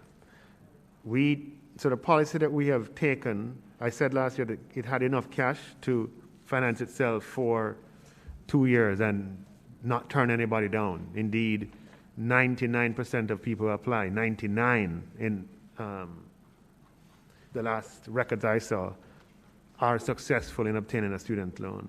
So the policy has been to utilize that cash, especially in the pandemic. And once it gets down to this level of the 1.2 billion, then we will make the allocations each year of the 3.5. But it wouldn't make sense to, in the middle of a pandemic where we are trying to buy drugs and oxygen and et cetera, for you to be having, $5 billion in cash and you're allocated another 3.5 billion when you are already providing a loan to everybody who applies. So that's the policy approach, is just bringing greater efficiency to how the resources of the government are employed. In essence, wherever there's a surplus, the Ministry of Finance takes the surplus, in essence. Well, that is how it should be. Okay. That is just right across the board, because I'm recognizing it, Airports Authority, that's all agencies in the public body that have a surplus of cash that you have, the Ministry of Finance. No, the policy has been, you will recall, reintegration of public bodies in the parent, meaning that we have gone, from road maintenance fund to make government more efficient, to use the people's resources more efficiently, and having cash idly sitting down. I understand that. I'm just and establishing, because I've seen it in other public yes, bodies. So I'm just establishing if this is the policy for all public bodies that have a public bodies that are dependent on the central government. Some of them are independent of the central government, but if they're dependent on annual allocations, then yes. They are dependent on I said if the public body is dependent on the central government for annual allocation, they should not be building up huge cash balances. All right, so like Airports Authority, which doesn't really depend on an allocation, but yet still their bank balance has fallen. Yes. And about 10 billion is taken out. Don't say it too loudly, Minister. Yeah? Has been taken out of. So, but to what you just said, they are not dependent on allocation. So that's right. That's the other category of public body who earns their own money. And in those cases, the idea is not to build up everlasting surpluses. They should be dividended to the government. Just want to know if it's a policy. So that people's business can be addressed. Right. To the extent that we can, yes. So we're just trying to harness and make government more efficient.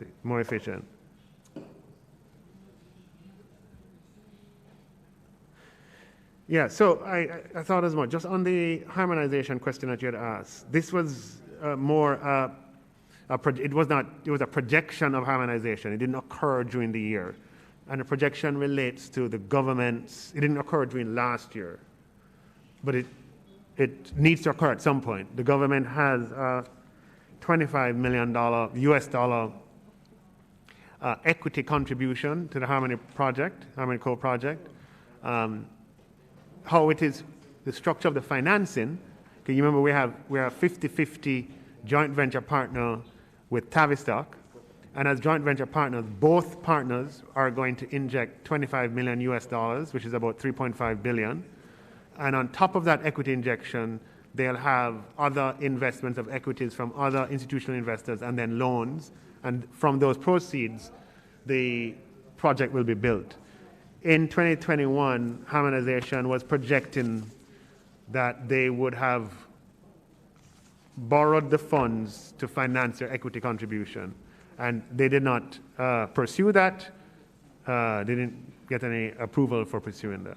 So does it mean the status of the project is going to be delayed because the government can't come up with its part of the equity contribution? Because I understand the developer, the other partner is ready and wants to proceed. And since there's no allocation for the fiscal year 21-22, that means we're pushing the project further down the road. And it has had a long gestation, very long. Right? So we seem to be extending that gestation in terms of this project. I'm glad that you asked, because this is one that we share. And to make that project realizable, let me assure you how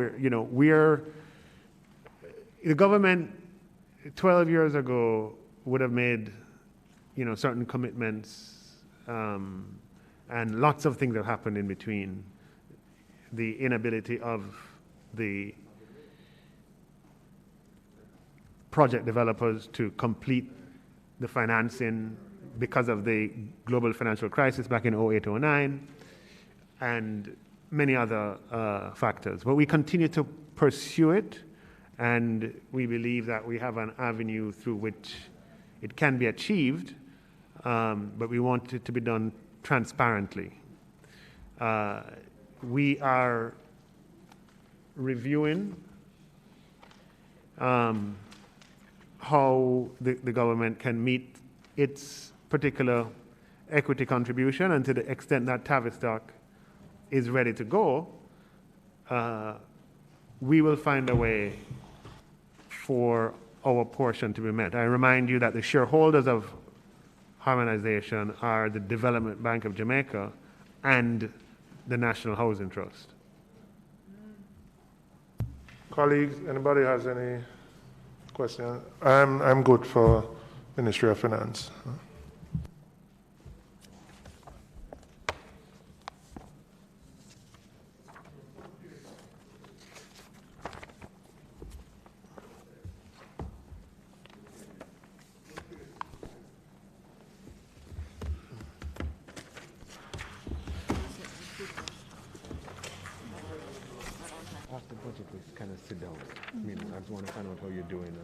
Madam Chair, the questioning from the opposition and members in general have ended. We invite you to put the pages. Members, we now put the heads under the Ministry of Finance, heads 2000 to 20056. Those in favor? Those against? The heads have been approved. Want to thank the Minister of Finance and his team.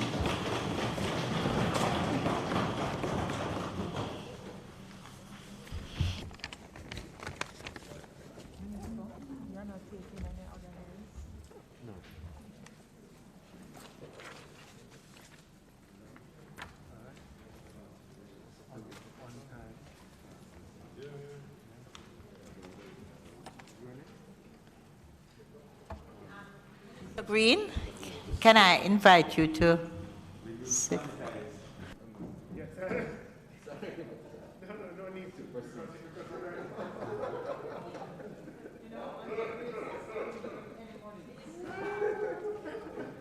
Mr. Clarke.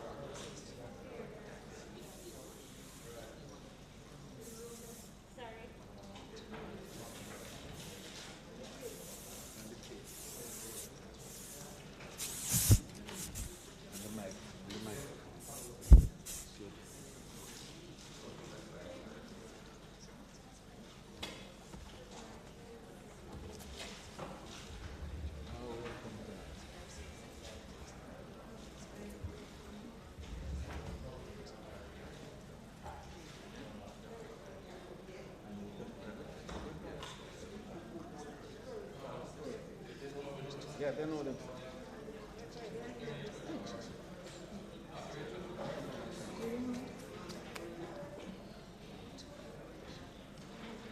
Okay.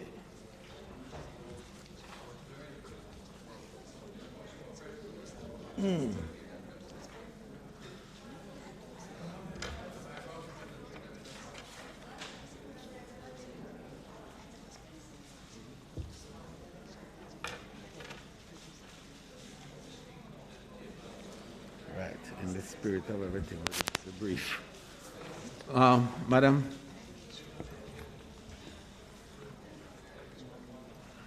Madam Chair, thank you, and thank members for their indulgence while we do the necessary observation of the protocols.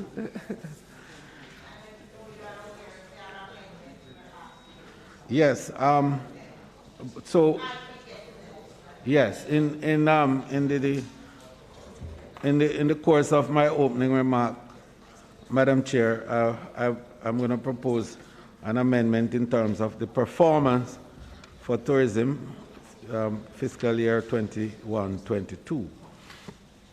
But, Madam Chair, I think that the understanding globally and locally is that tourism has been one of the many industries that have been impacted greatly by the COVID-19 pandemic. But perhaps it is fairer to say that it has been impacted more than any other industry in the world because of the nature of tourism and travel, with the focus being on travel. And the cessation of travel saw literally the... that is true too.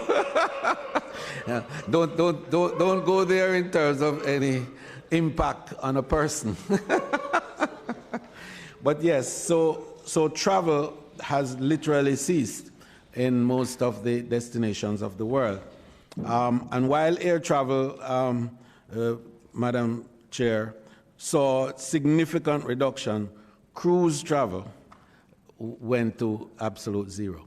So Jamaica saw from the 1st of April to today, zero cruise arrivals and consequently zero earnings from cruise. On the other hand, the opening of our borders on the 15th of June saw the resumption of air travel, and so tourism in that context recommenced. It, of course, have been impacted by the number of what I call stop and start activities in the source markets as a result of the varying abilities to manage the pandemic and the levels of success that each of those originating destinations had in the process. I think it also been influenced hugely by our own management locally and the extent to which we have had to make various types of orders in relation to activities at and around our borders. Notwithstanding that, Madam Chair, the industry has kept faith with the workers by and large. It is true we had to lay off and otherwise put on furlough a number of workers, up to 130,000 overall. But with the gradual recovery that we are seeing, a number of those workers have been coming back. We've used the opportunity, Madam Chair, also to train and to do a very vigorous online training program for more than 30,000 of the workers. We've also used the opportunity to build capacity for resilience in a number of areas, particularly with our small and medium stakeholders in assisting in building their inventory of PPEs, personal protective equipment, so as to be able to manage the COVID virus better. We've also been able to work with our small transportation group, and I'm pleased to announce that we have provided some $160 million of support to the local transportation group within the sector, $70 million for credit support, particularly for those who have outstanding credit arrangement with banks.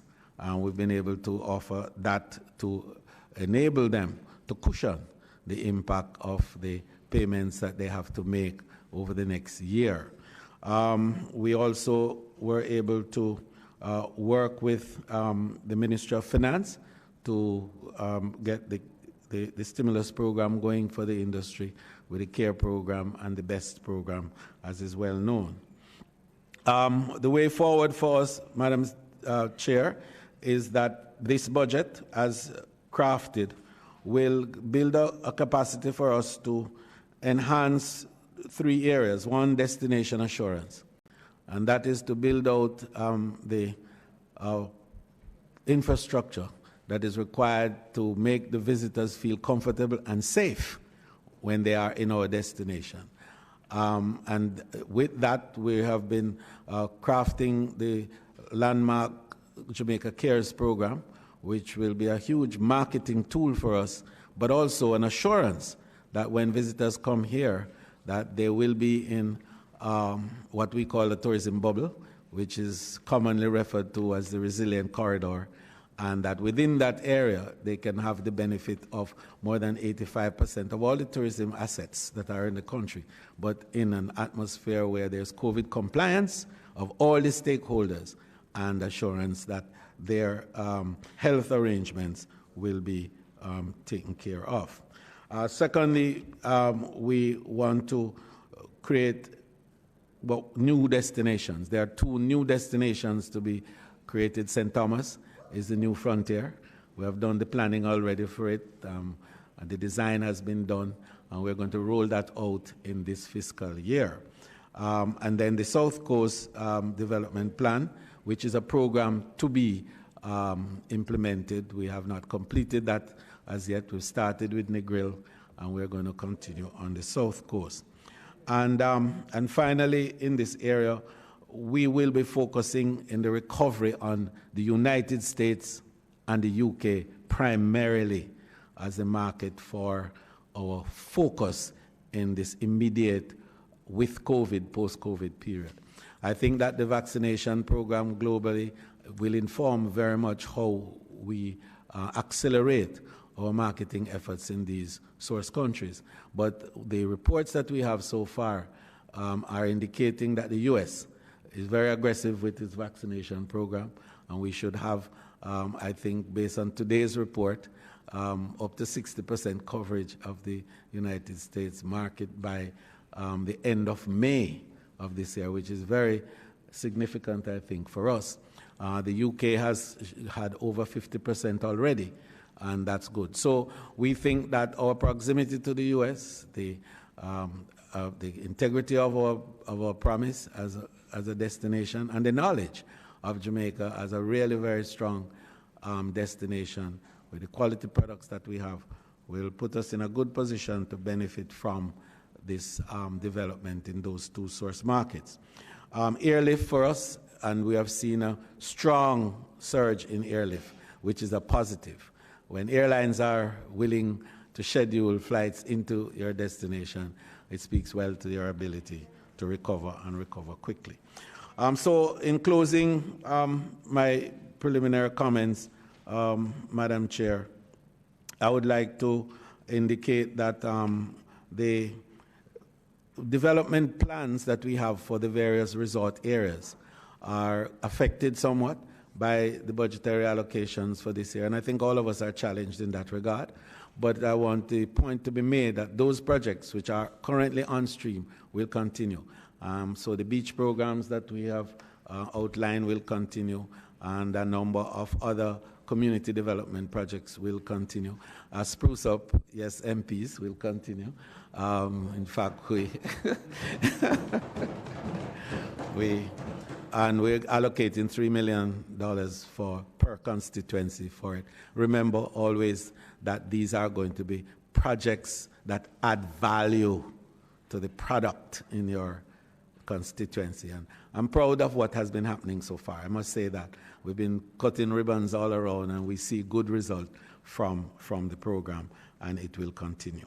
So The amendment that we are proposing, Madam Chair, it with respect to the tourism performance for fiscal year 2021, which I think is on page 6 of our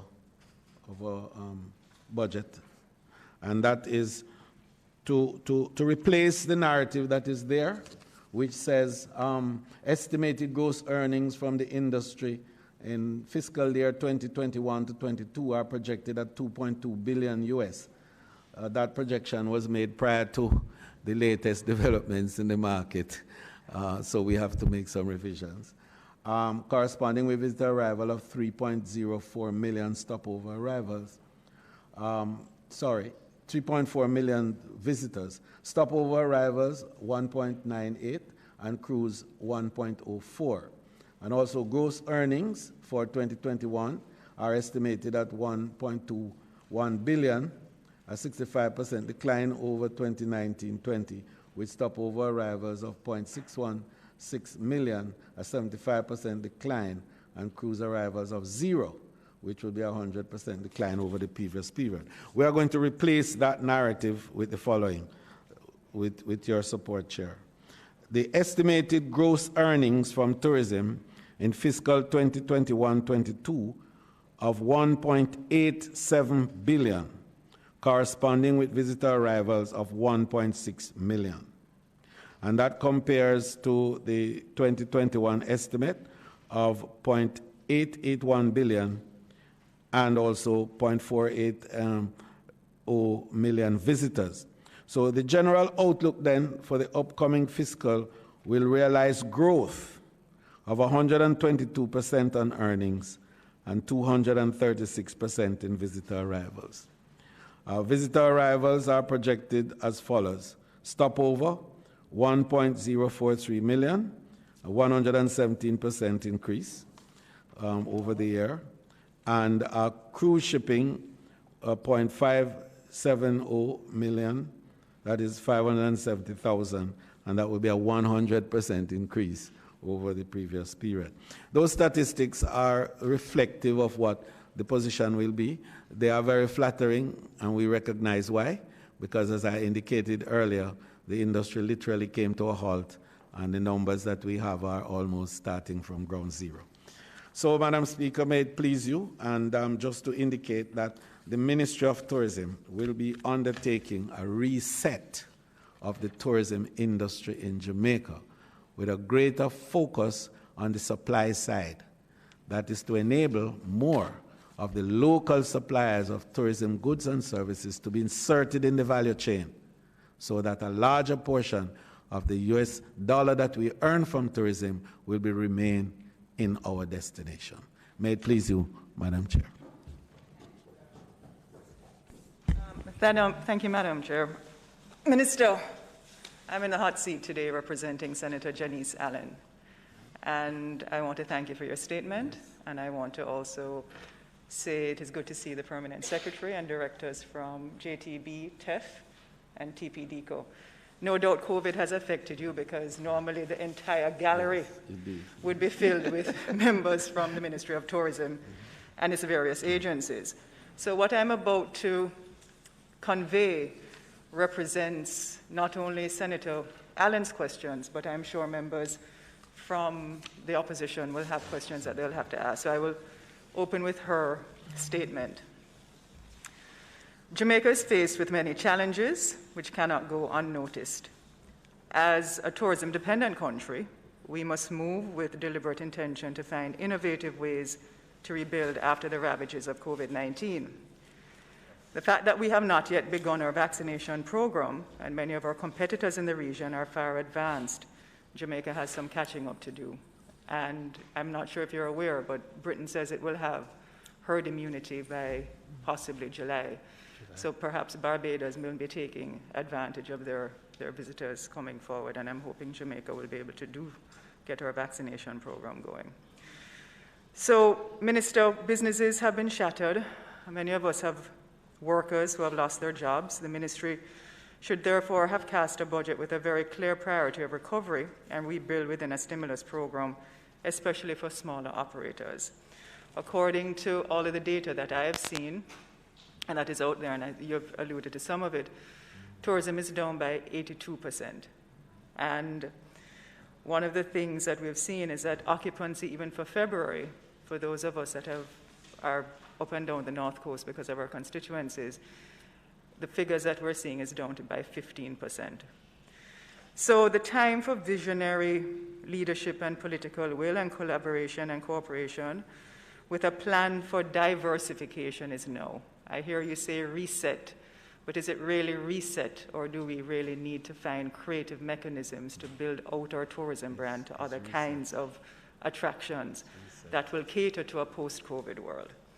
So the following questions, Minister, starting with 1005, in terms of your work permits.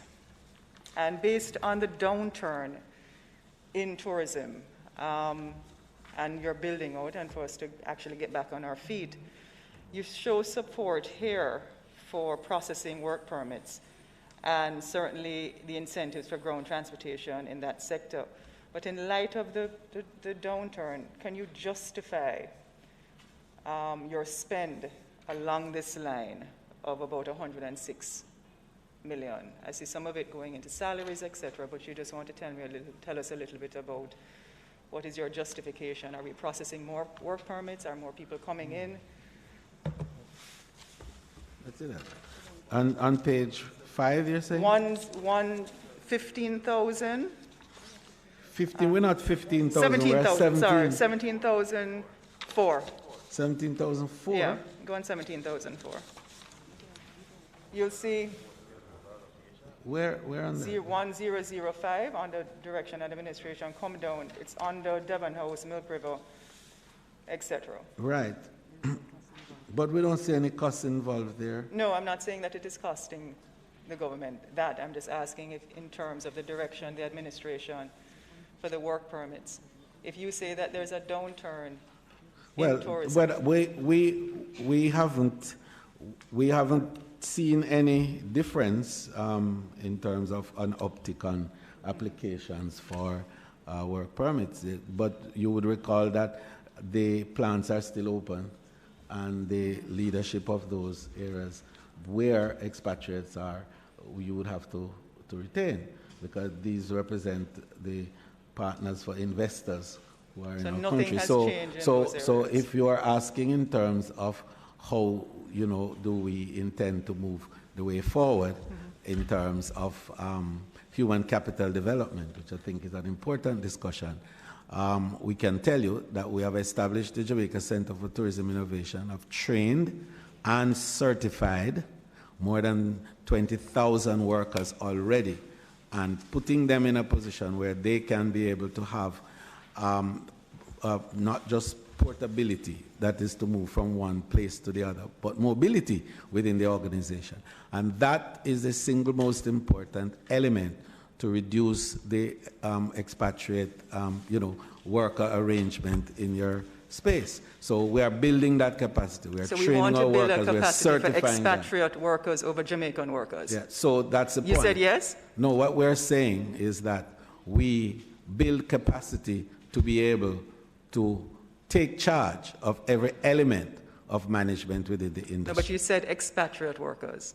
But expatriate workers are an important part of the investment arrangements in all sectors, not just tourism, because when investors come into your country, they have a responsibility to manage and to secure their own investment. And we, as part of that arrangement, allow for a certain element of their workers to come in. So and that's not peculiar to tourism. No, I know it's not peculiar, but in terms of your expansion program, and what you also said was that you're certifying, so is that a knowledge transfer process? So the expatriates you'll give them the work permits, and at some point they will transfer the knowledge to Jamaicans and the expatriates will go back? It's a bit of both. First of all, which one is it? Right. No, it's a bit of both, because you don't do one against the other. You build the capacity by training and certifying. And then you have transfer of knowledge for displacement, replacement, if you will.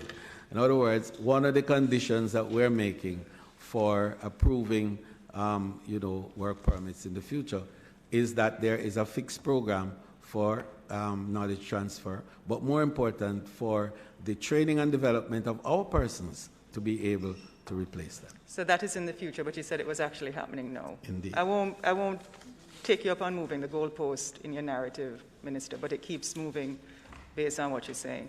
Yeah. If we can move to your public relations, you're spending 41 million on goods and services for a public awareness campaign. And this is for the ministry and its related agencies. What are we publicizing at this point? Well, because I will go further into the budget to say that you have other marketing dollars as well. Right, but public relations in this context is not necessarily what you're publishing, because this is a whole program of education and sensitization and building awareness. We are in perhaps the most difficult period in the history. For what is it for, Minister? Of tourism, no. Specifically, I think, firstly, we're looking at the whole business of managing this crisis and to build the capacity of our people to utilize the PPEs and so on that are provided for them.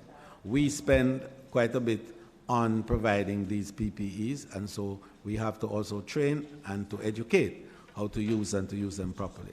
The issue also of the COVID compliance program that we have developed and the certification process that has been ensued, managed by TPDCO. So we have to also sensitize our partners and stakeholders to it. So it's a whole lot of program in that regard that we're doing now, which we never did before. The programs that we're doing with the small transportation team, we have to also educate and to provide them with detailed information as how to access and to participate in these programs to maximize the outturn. So in addition, of course, there's the social media elements that we have to get content out. So this money is coming centrally from the ministry. Right. So the ministry through its central public relations does those things. So this is the ministry's public relations. That's the ministry, money. separate and apart, of course. So what are we spending 41 million on the purchasing of goods and services? That's an additional cost. No, well, I think the reference of goods and services is the overall term that is used for all these expenditures that we mentioned. And I indicated to you what are some of these areas that we're going into. For example... Minister, hold on. And me and you are friends from a long time, but I need to zone you in, because if I allow you to talk, we're going to be here past curfew. Minister, the issue that I have... You can't hear me? That's right. The issue that I have in terms of your opening statement and recasting and resetting the budget appears as if you are going to do things differently. So what I'm seeing going through the budget, and I will get there, is that things are not really going to be done that much differently. So you're saying that based on your own needs as a ministry, because of what you need to do in terms of sensitizing for all of these various programs that existed before, that you will be sensitizing the Jamaican public with more public relations coming centrally from the Ministry of Tourism? No.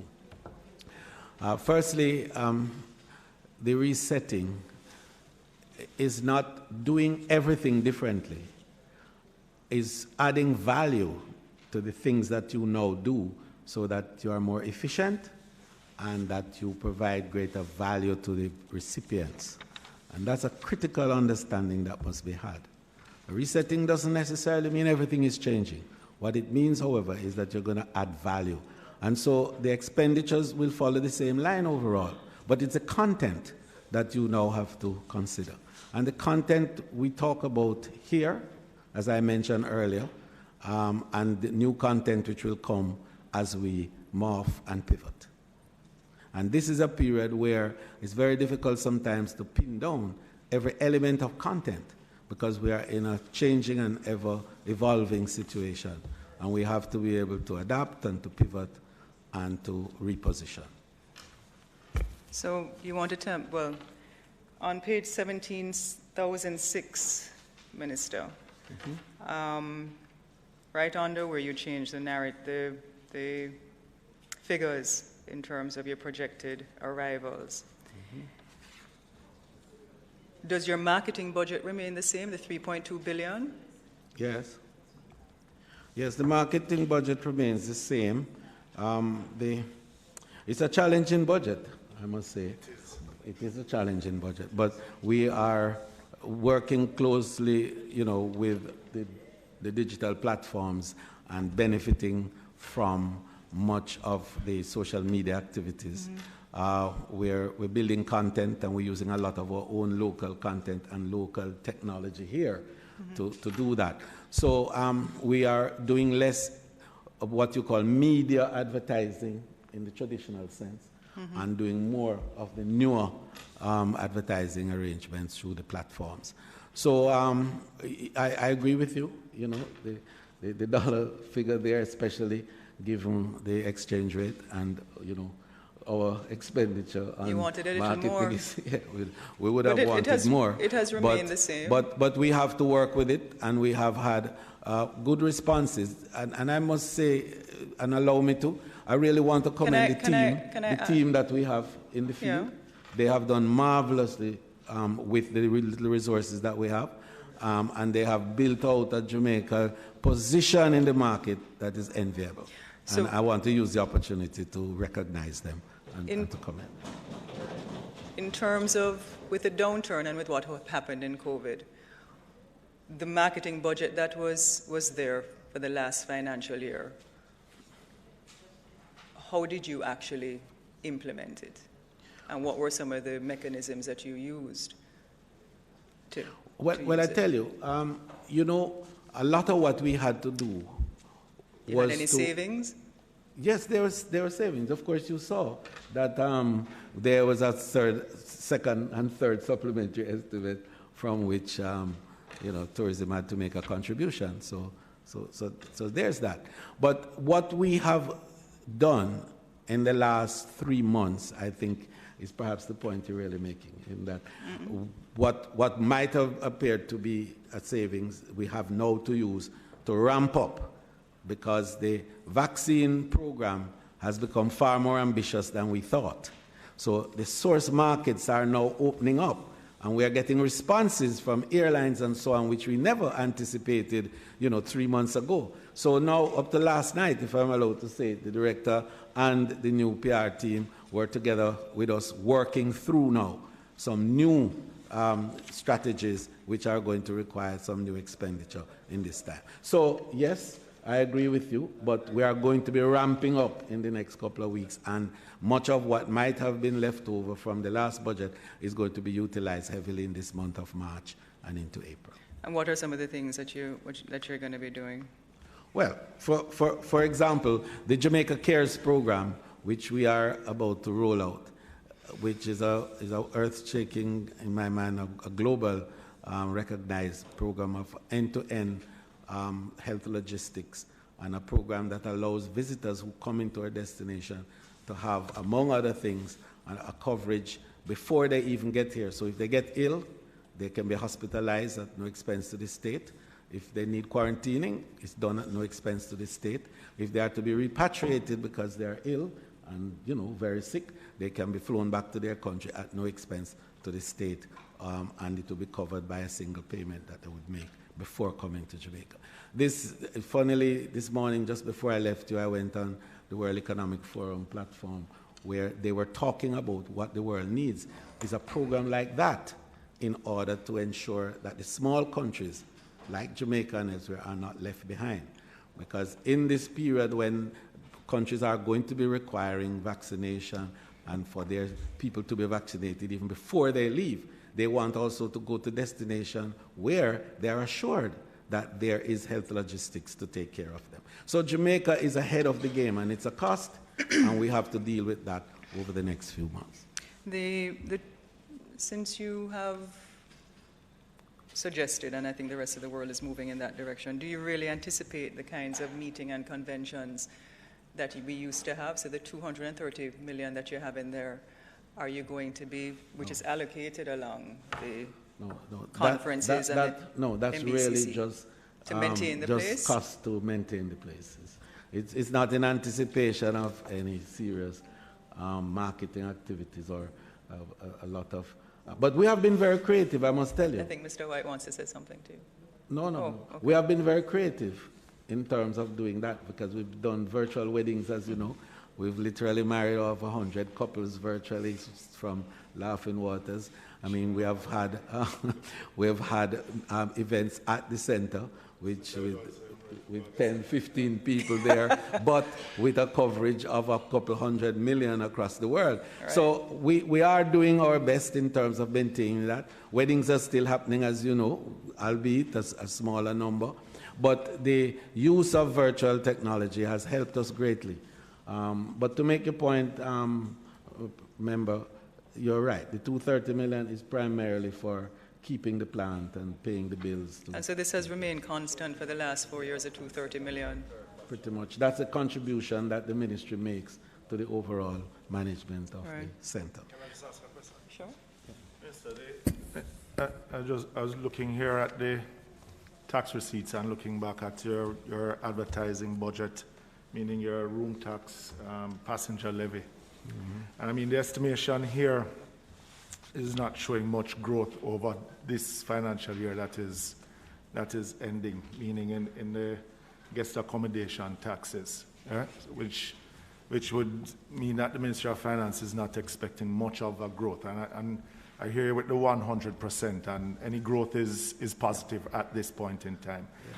But the tourism workers, which one of the phases are they in the vaccination? Because I would imagine that the vaccination of tourism workers is going to be critical to the growth of the sector itself for this financial year.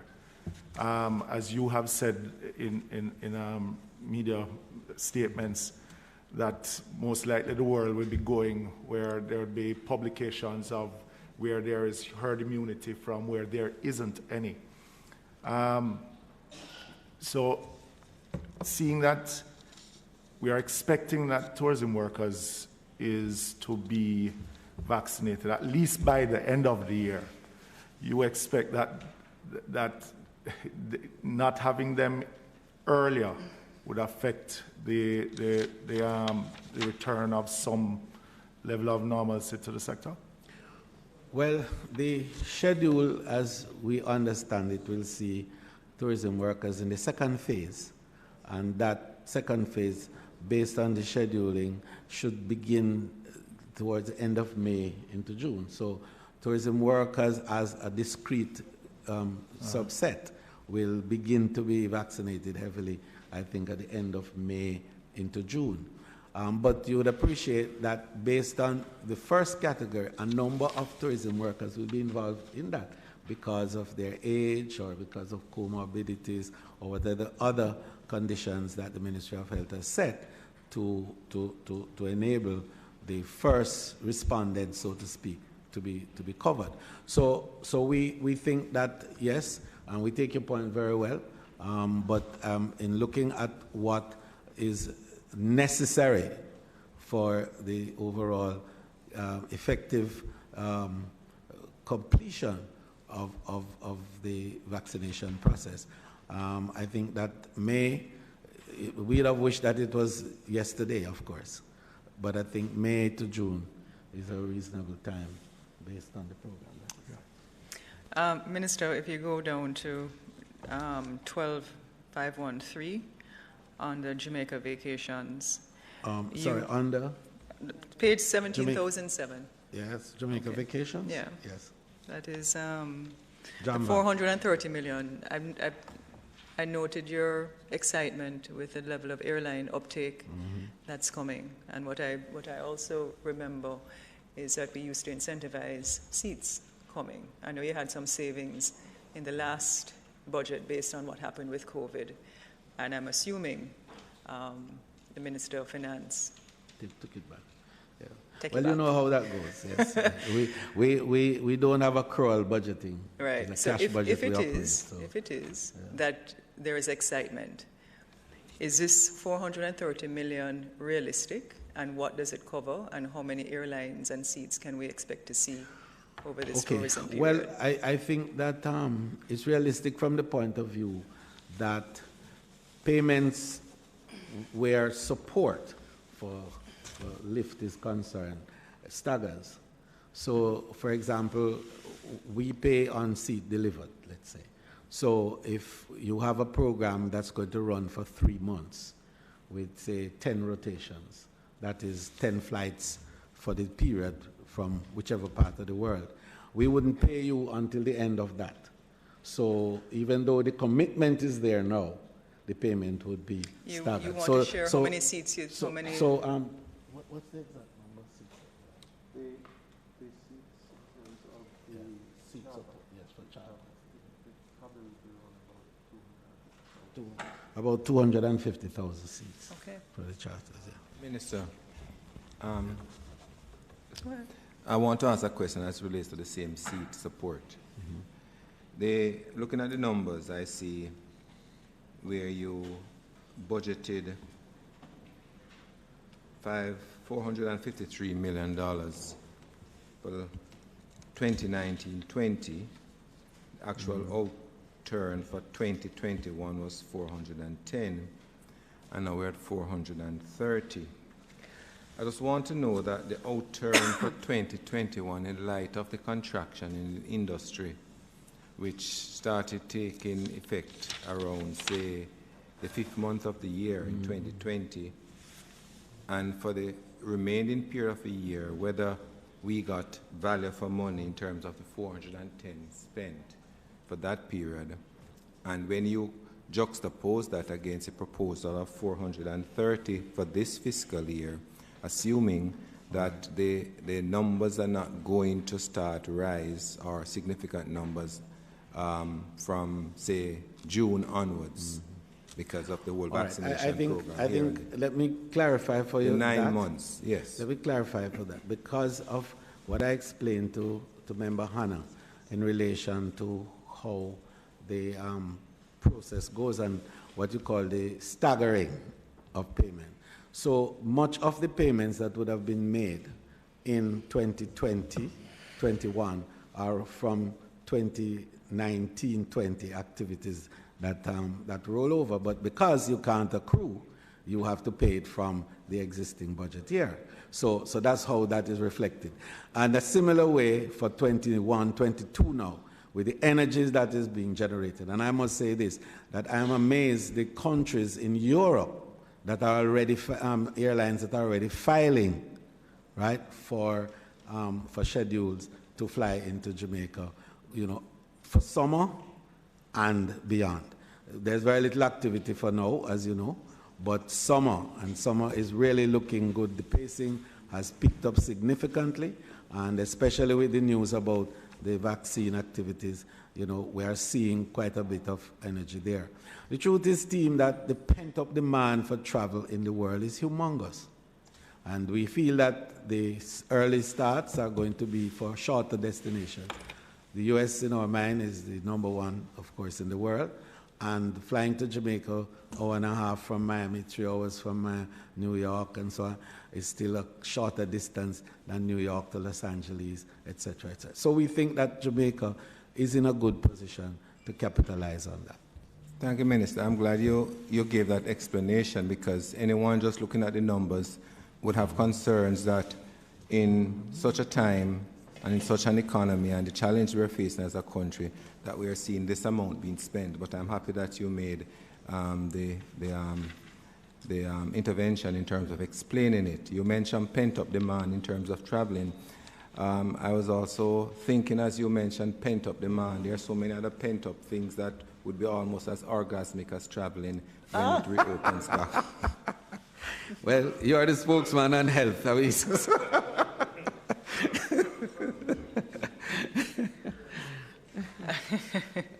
Minister, if I can turn your attention now to TPDCO and product enhancement on 17,008. There are a number of projects that you have lined up, and there's also a reduction in the budget. So I see where the resort town squatter settlement, Yes. the emerging resort support and development, the TEF beaches. I know one was done in 2019. I think one was done last year. The enhancement of the roadways, the development projects, the roads and attractions. Is that 1.2 billion enough to complete those projects? And where are the projects going as well? You're really putting me in a spot here because you know the answer. But if you want to make a special appeal to the Minister of Finance on our behalf, we'll be very happy to have that. The answer is always that, especially with these development projects, it's never enough. But we have to try to make sure that we, do it on a timely basis. Some of these are rolled over. So perhaps you may want to tell us what has been completed and what you're looking to be able to do in this financial year. You're asking for some clarity, breakout and some of priority, yes. And that listing I can provide for you. Sure. I don't have it with me at the moment, but especially for example with the resort settlement, we had a program where we had earmarked $1 billion for this Just kind of activity, right? Well, because of the adjustments that have to be taken and made, we are just down to trying to finish the one project that is currently on stream in this fiscal year. And then, of course, next fiscal, we will then be able to move back to the program in its original form. Similarly, all of these allocations, when you look at 55 million for emerging resort support and development, you know that these are really just, putative numbers with the hope that something can begin, but not to carry the program in the full. And we all appreciate that, I think, that this year's budget is challenging. We're hoping that for next budget, we'll be able to pick up on some of these and do better, especially that the Tourism Enhancement Fund generates earnings on the basis of arrivals. And you would appreciate that our arrivals have been, at ground zero.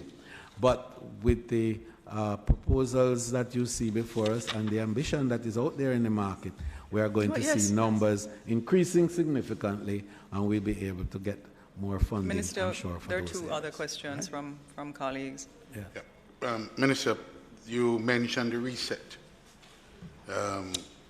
and you specifically addressed the increased supply activities to integrate into the tourism product as a means of driving. Does that include specifically the issue of cultural imports and actors in the sector, musicians, whether it be from musicians or dancers at the hotels that have been complained of for some time about how that address the local content of that tourism product? Do you have a specific plan to address that continuing concern and complaint? Okay, now you know that we've been promoting heavily the linkage network, and we've provided funding. As a matter of fact, we've developed a whole division of the theft to deal with linkages.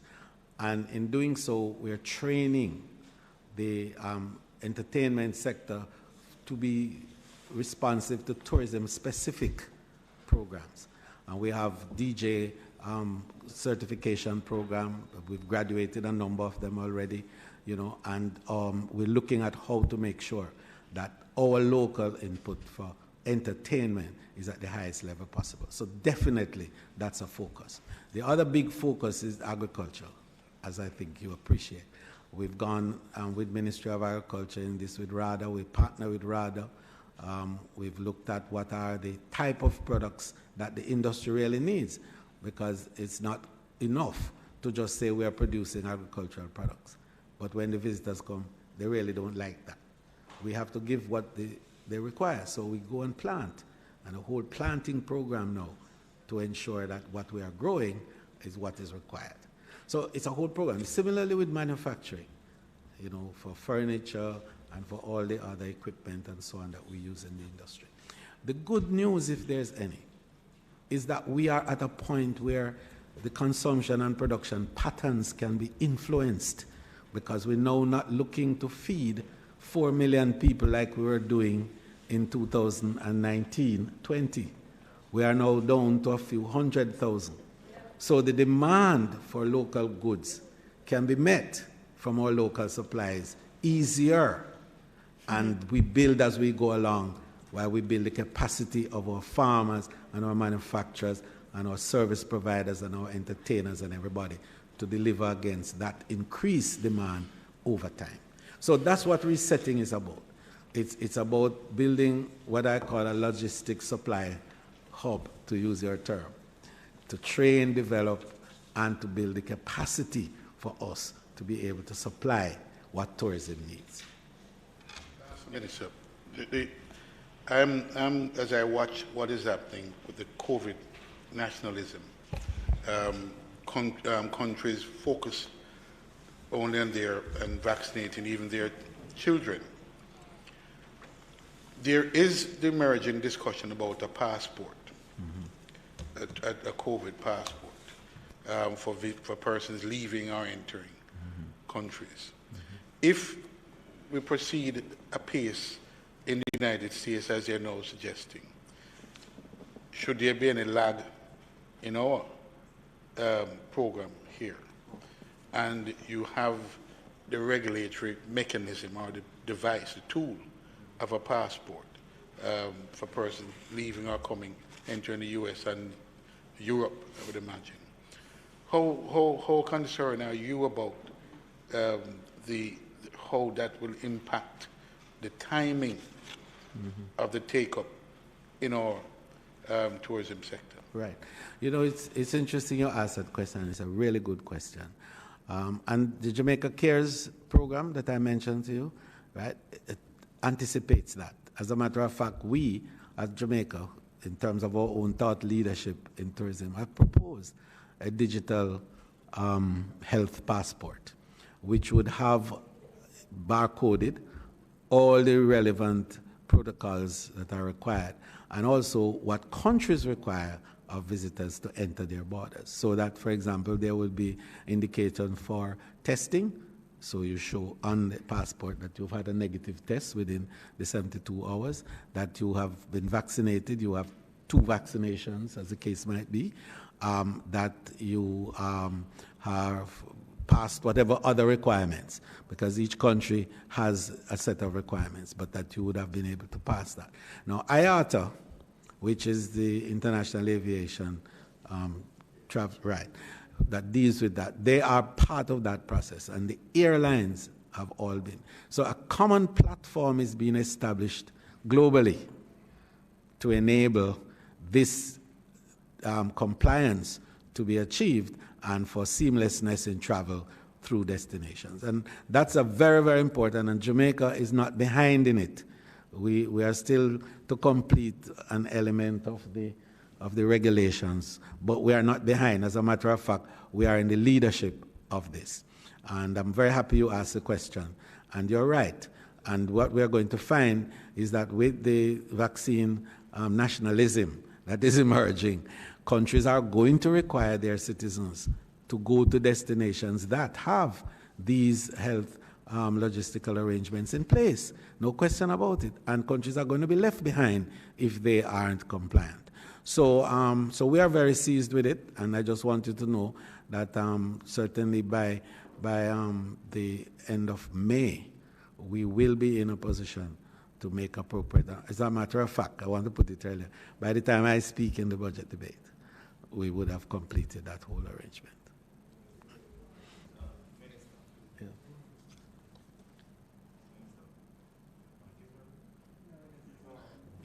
Yeah.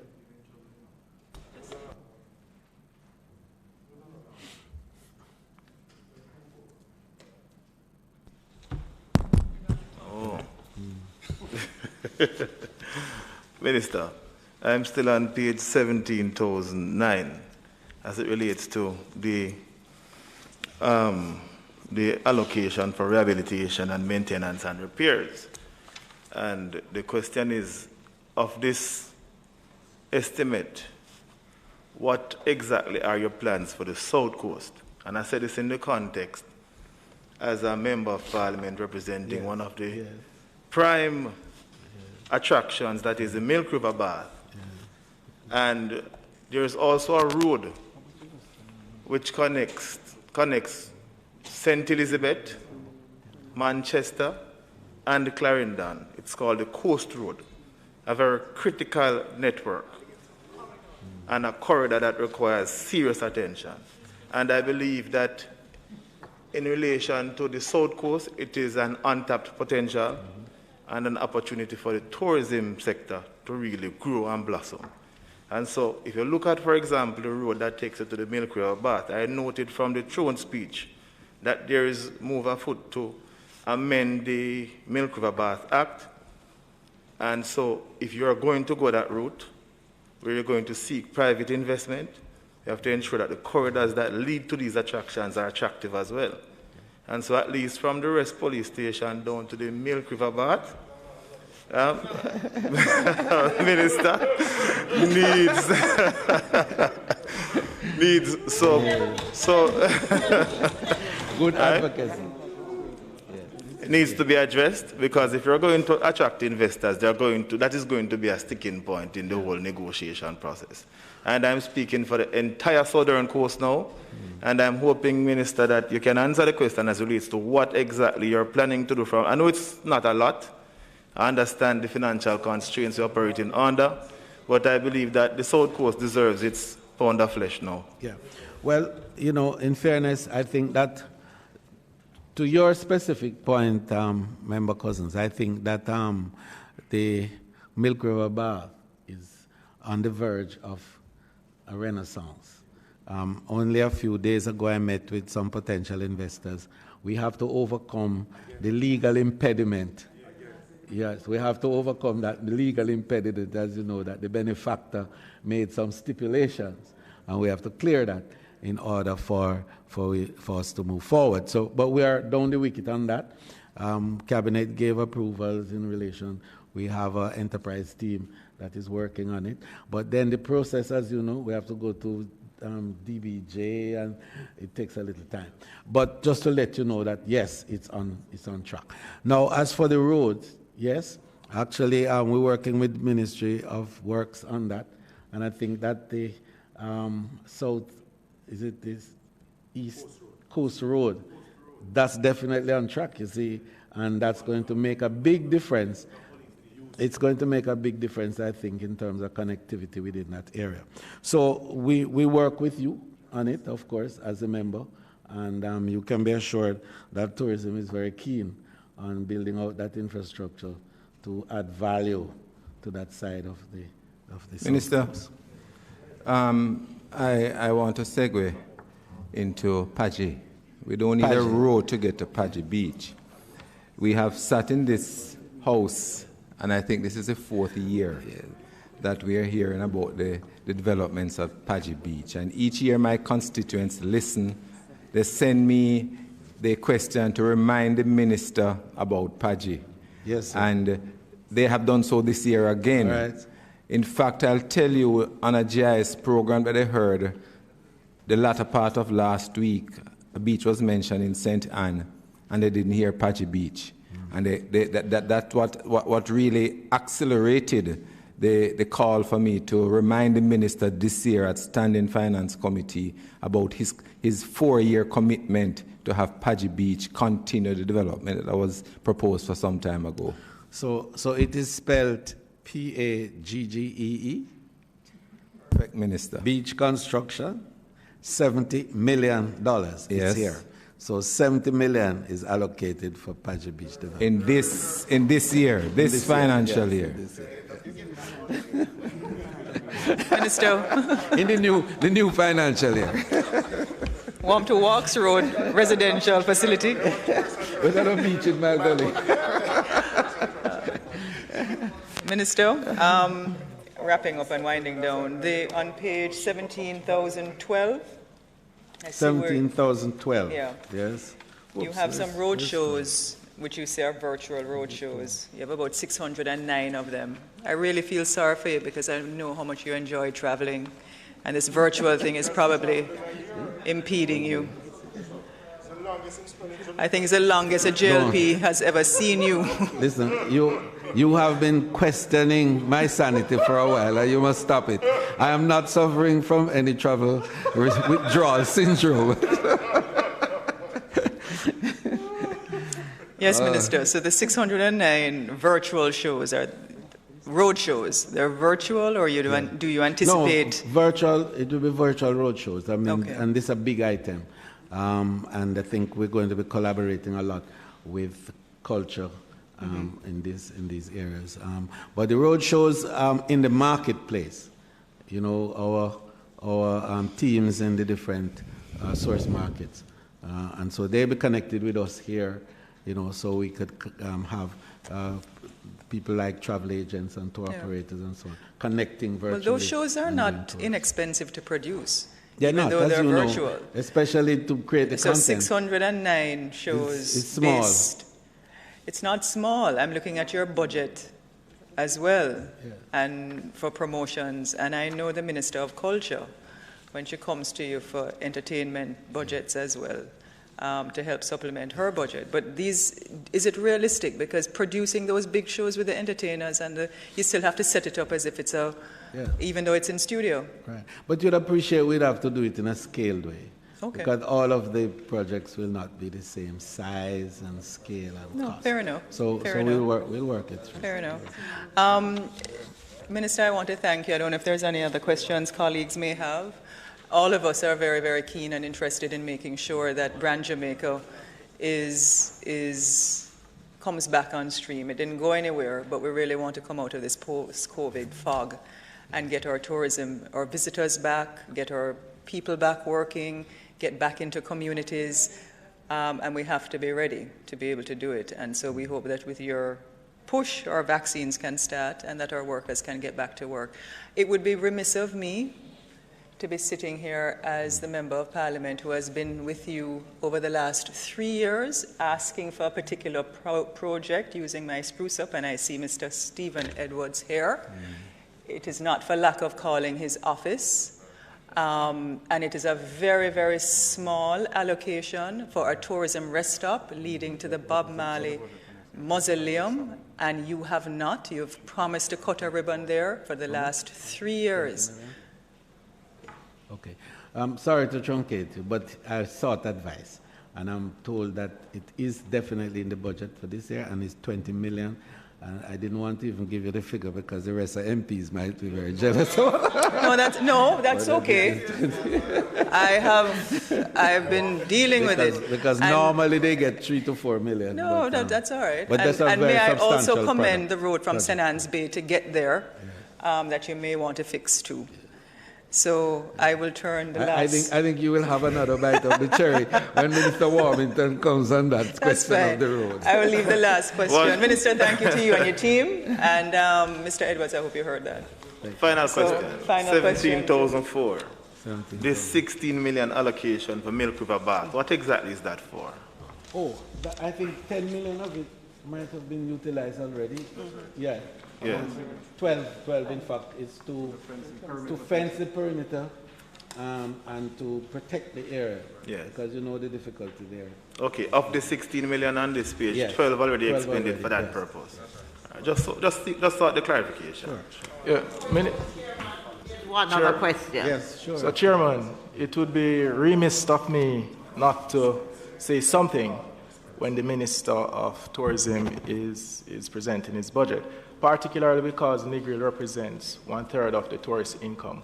We have over 6,500 rooms, so it's very key that I highlight a few of the issues that my constituents and you, of course, may be quite familiar with. The craft market is one. I would say while we are on the downturn of the pandemic, that we look at somewhat investing in the craft market. It has been an outstanding issue, and I am a sore for many persons for quite a number of years, and it's something that I would want us to put on the agenda to see, even to start the work, so when the tourist sector returns, that our visitors have something that we are quite proud of. Lighting on the boulevard, I heard you mention security. the boulevard of all the tourist resort, Negril is one of the areas that we have very little lighting. And it has been highlighted several times. Dr. Wallace is from Negril, he can testify. We have some serious issues that pertains to lighting. So it's something that I would want us to look at, and I would want even to start in a phase-by-phase process to implement some lighting along the boulevard at least.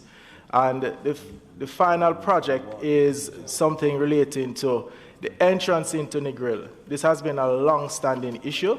Or the Member of Parliament who sat there did nothing over many, many years. And it's something that we would want to put on the priority list in terms of removing those unsightly settlements going into Negril. I am aware that some plans were being made, but those plans have not been advanced for probably the last 3 years. And it's something that I would want us to look at, the overall aesthetics, which includes the beaches, it includes the entrance into the Negril, and it's also include the bushing, because bushing is a big thing. We have a lot of overgrown trees and shrubs. So while we debate this budget, and I know it's tight, I would want to put in my bid, whether it is to work with you to ask the Minister of Finance for some more assistance and support, but it's something that we have to put Negril on the front burner at some point. Yeah. Well, thank you very much, Member Wilson. I think that is a very, very timely intervention on behalf of your constituents. Just to indicate that, yes, Negril is on the front burner. The destination reimagining, the destination reimagining that we're doing, yes, that's true. But the reimagining that we're doing now has Negril as the #1 destination to be refocused. And the permanent secretary is leading that team with the technical group for the reimagining. But for your information, you didn't mention about a big problem on the Whitehall side of water. And we have allocated 75 million to solve the water problem for Whitehall in the parish. I think that's a very important part of the provision that we work through communities that are within the tourism areas that are lacking in infrastructure. We also have 15 million for the Negril sign. So the entrance to Negril, that's there. So we will be working with you to get things done in that regard. All right? Chairman, there is one other Thank you, Madam Chairperson. Yeah. Big Rob, yeah? Back row. There's a lot. Minister, I've been in discussion with Mr. Edwards and Mr. Wallace in terms of Port Henderson Road, popularly called Back Road. It's as a rich heritage, Minister, and a lot of tourists comes around there. Rodney's Arm is nearby. There's a famous Chinese restaurant there by the name of the Dragon. Members, Very please, famous. members, he's Yes. entitled to his say. Yes. Allow the member, please. Definitely. There's Chance, great he'll tell potential. There's great potential, Minister.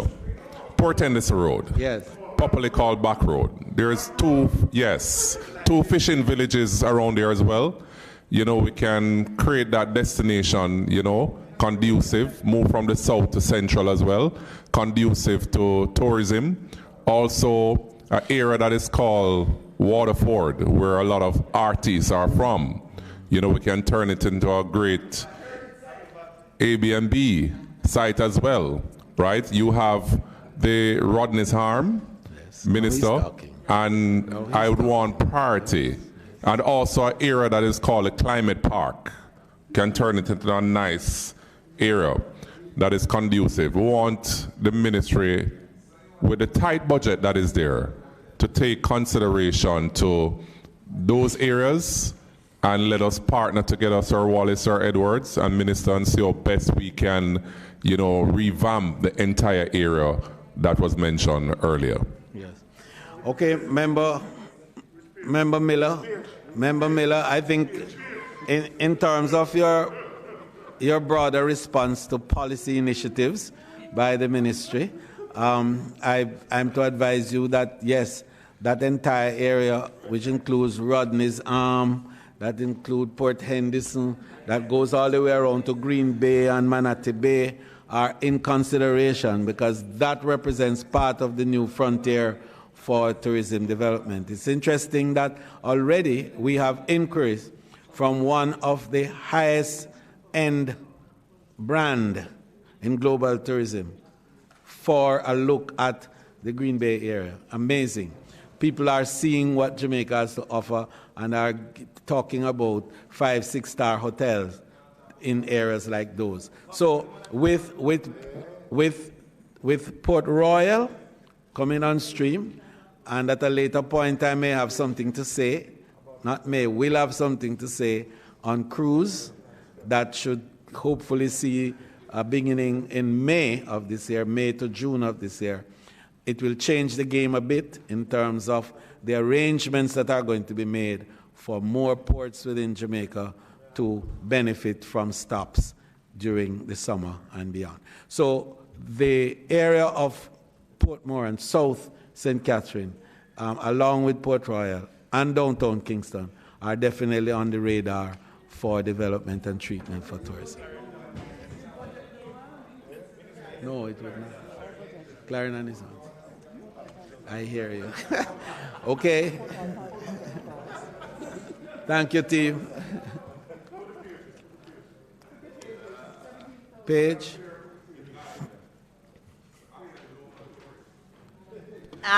Members, I now want to put the head 17,000. Those in favor? I want to also put the amendment to the head 17,000 along with the head. Those in favor?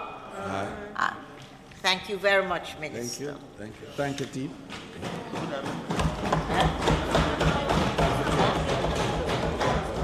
Beg your pardon? And the pages.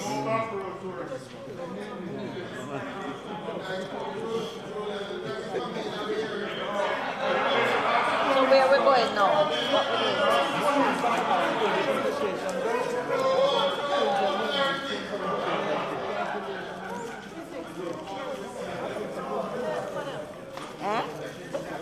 Is the minister here? Who is going to be here now?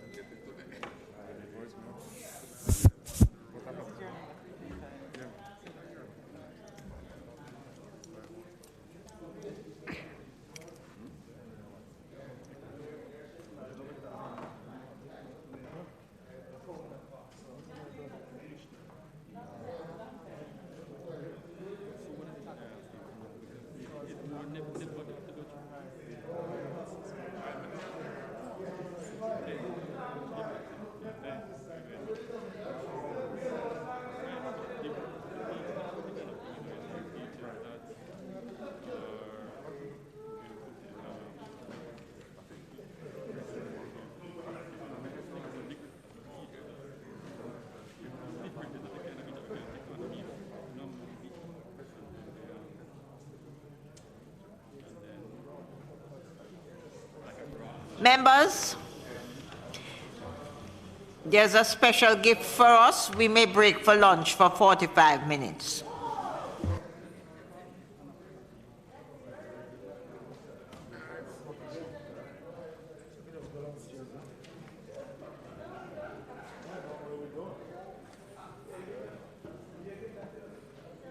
Hey, Chang, you want to hear the man enough? So you don't know how to get upon me. We resume at 1:30, members.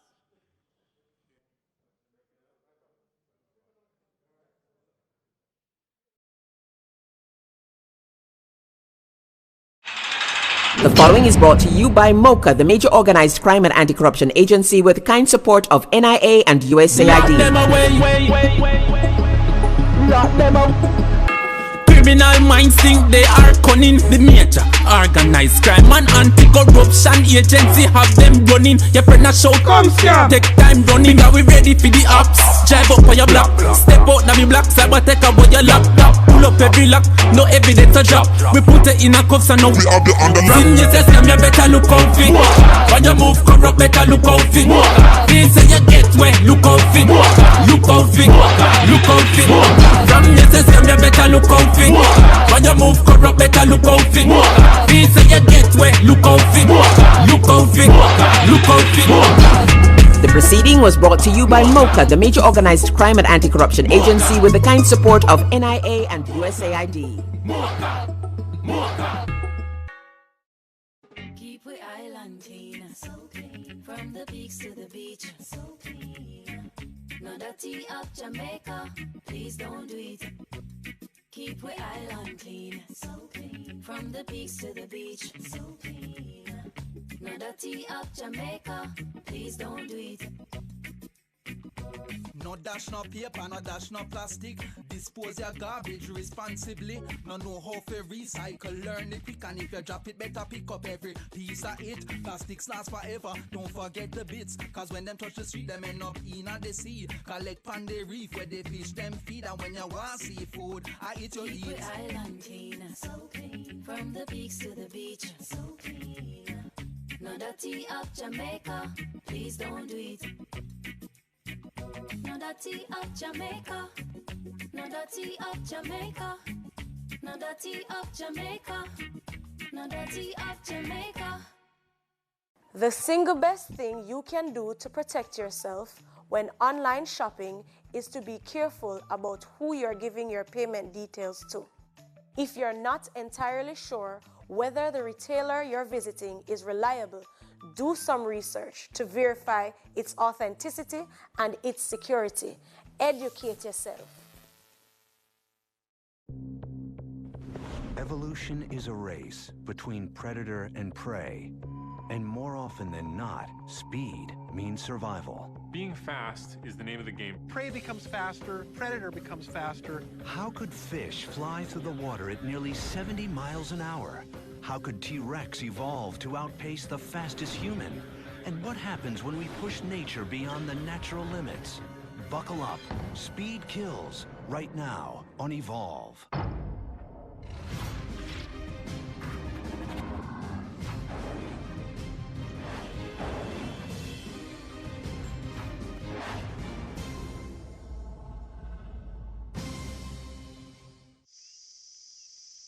In the blinding heat of the Savannah sun, the predator spots its prey.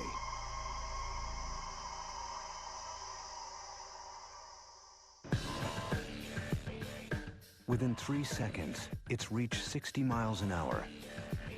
As it closes in, it hits maximum speed, 70 miles an hour.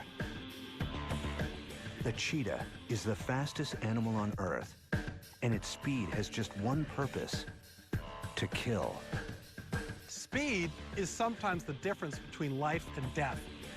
Speed is what allows prey to escape their predators, or it allows predators to catch their prey, and can mean the difference between survival and extinction.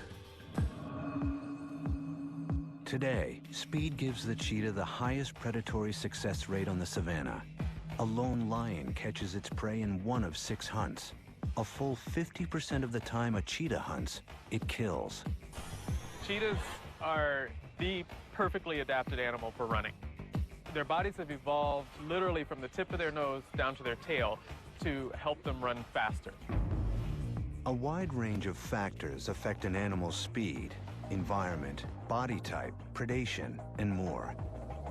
And every one of those factors has come together in the evolution of the cheetah to create the ultimate sprinting machine. The head, smallest relative size of any cat, its aerodynamic design cuts through wind like a bullet. The collarbone, reduced and free-floating, it's like a tiny axle for quick, tight turns. A massive chest holding a huge heart and lungs to pump fuel to the muscles. Legs, long and light, with extended Achilles tendons for superior shock absorption. Claws, non-retractable like a dog's, they dig into the earth with every stride, providing traction. And the heavy tail that helps the cheetah steer. It's awfully hard to keep your balance when you're chasing a gazelle who's evolved to turn directions in midair. So cheetahs use their tails literally like a rudder on a boat, and if they turn it, it allows them to make much sharper turns. Speed is really generated from strides. Once every foot has touched the ground once. Any running animal, to increase their speed, needs to increase its stride length or its stride rate. And cheetahs have managed to increase both of those. Scientists studying humans have shown that runners need powerful leg muscles for long strides. These muscles bring the leg down hard, launching the runner into the air for a long leap-like stride. But the cheetah's legs are thin and fragile. So how do they achieve long strides?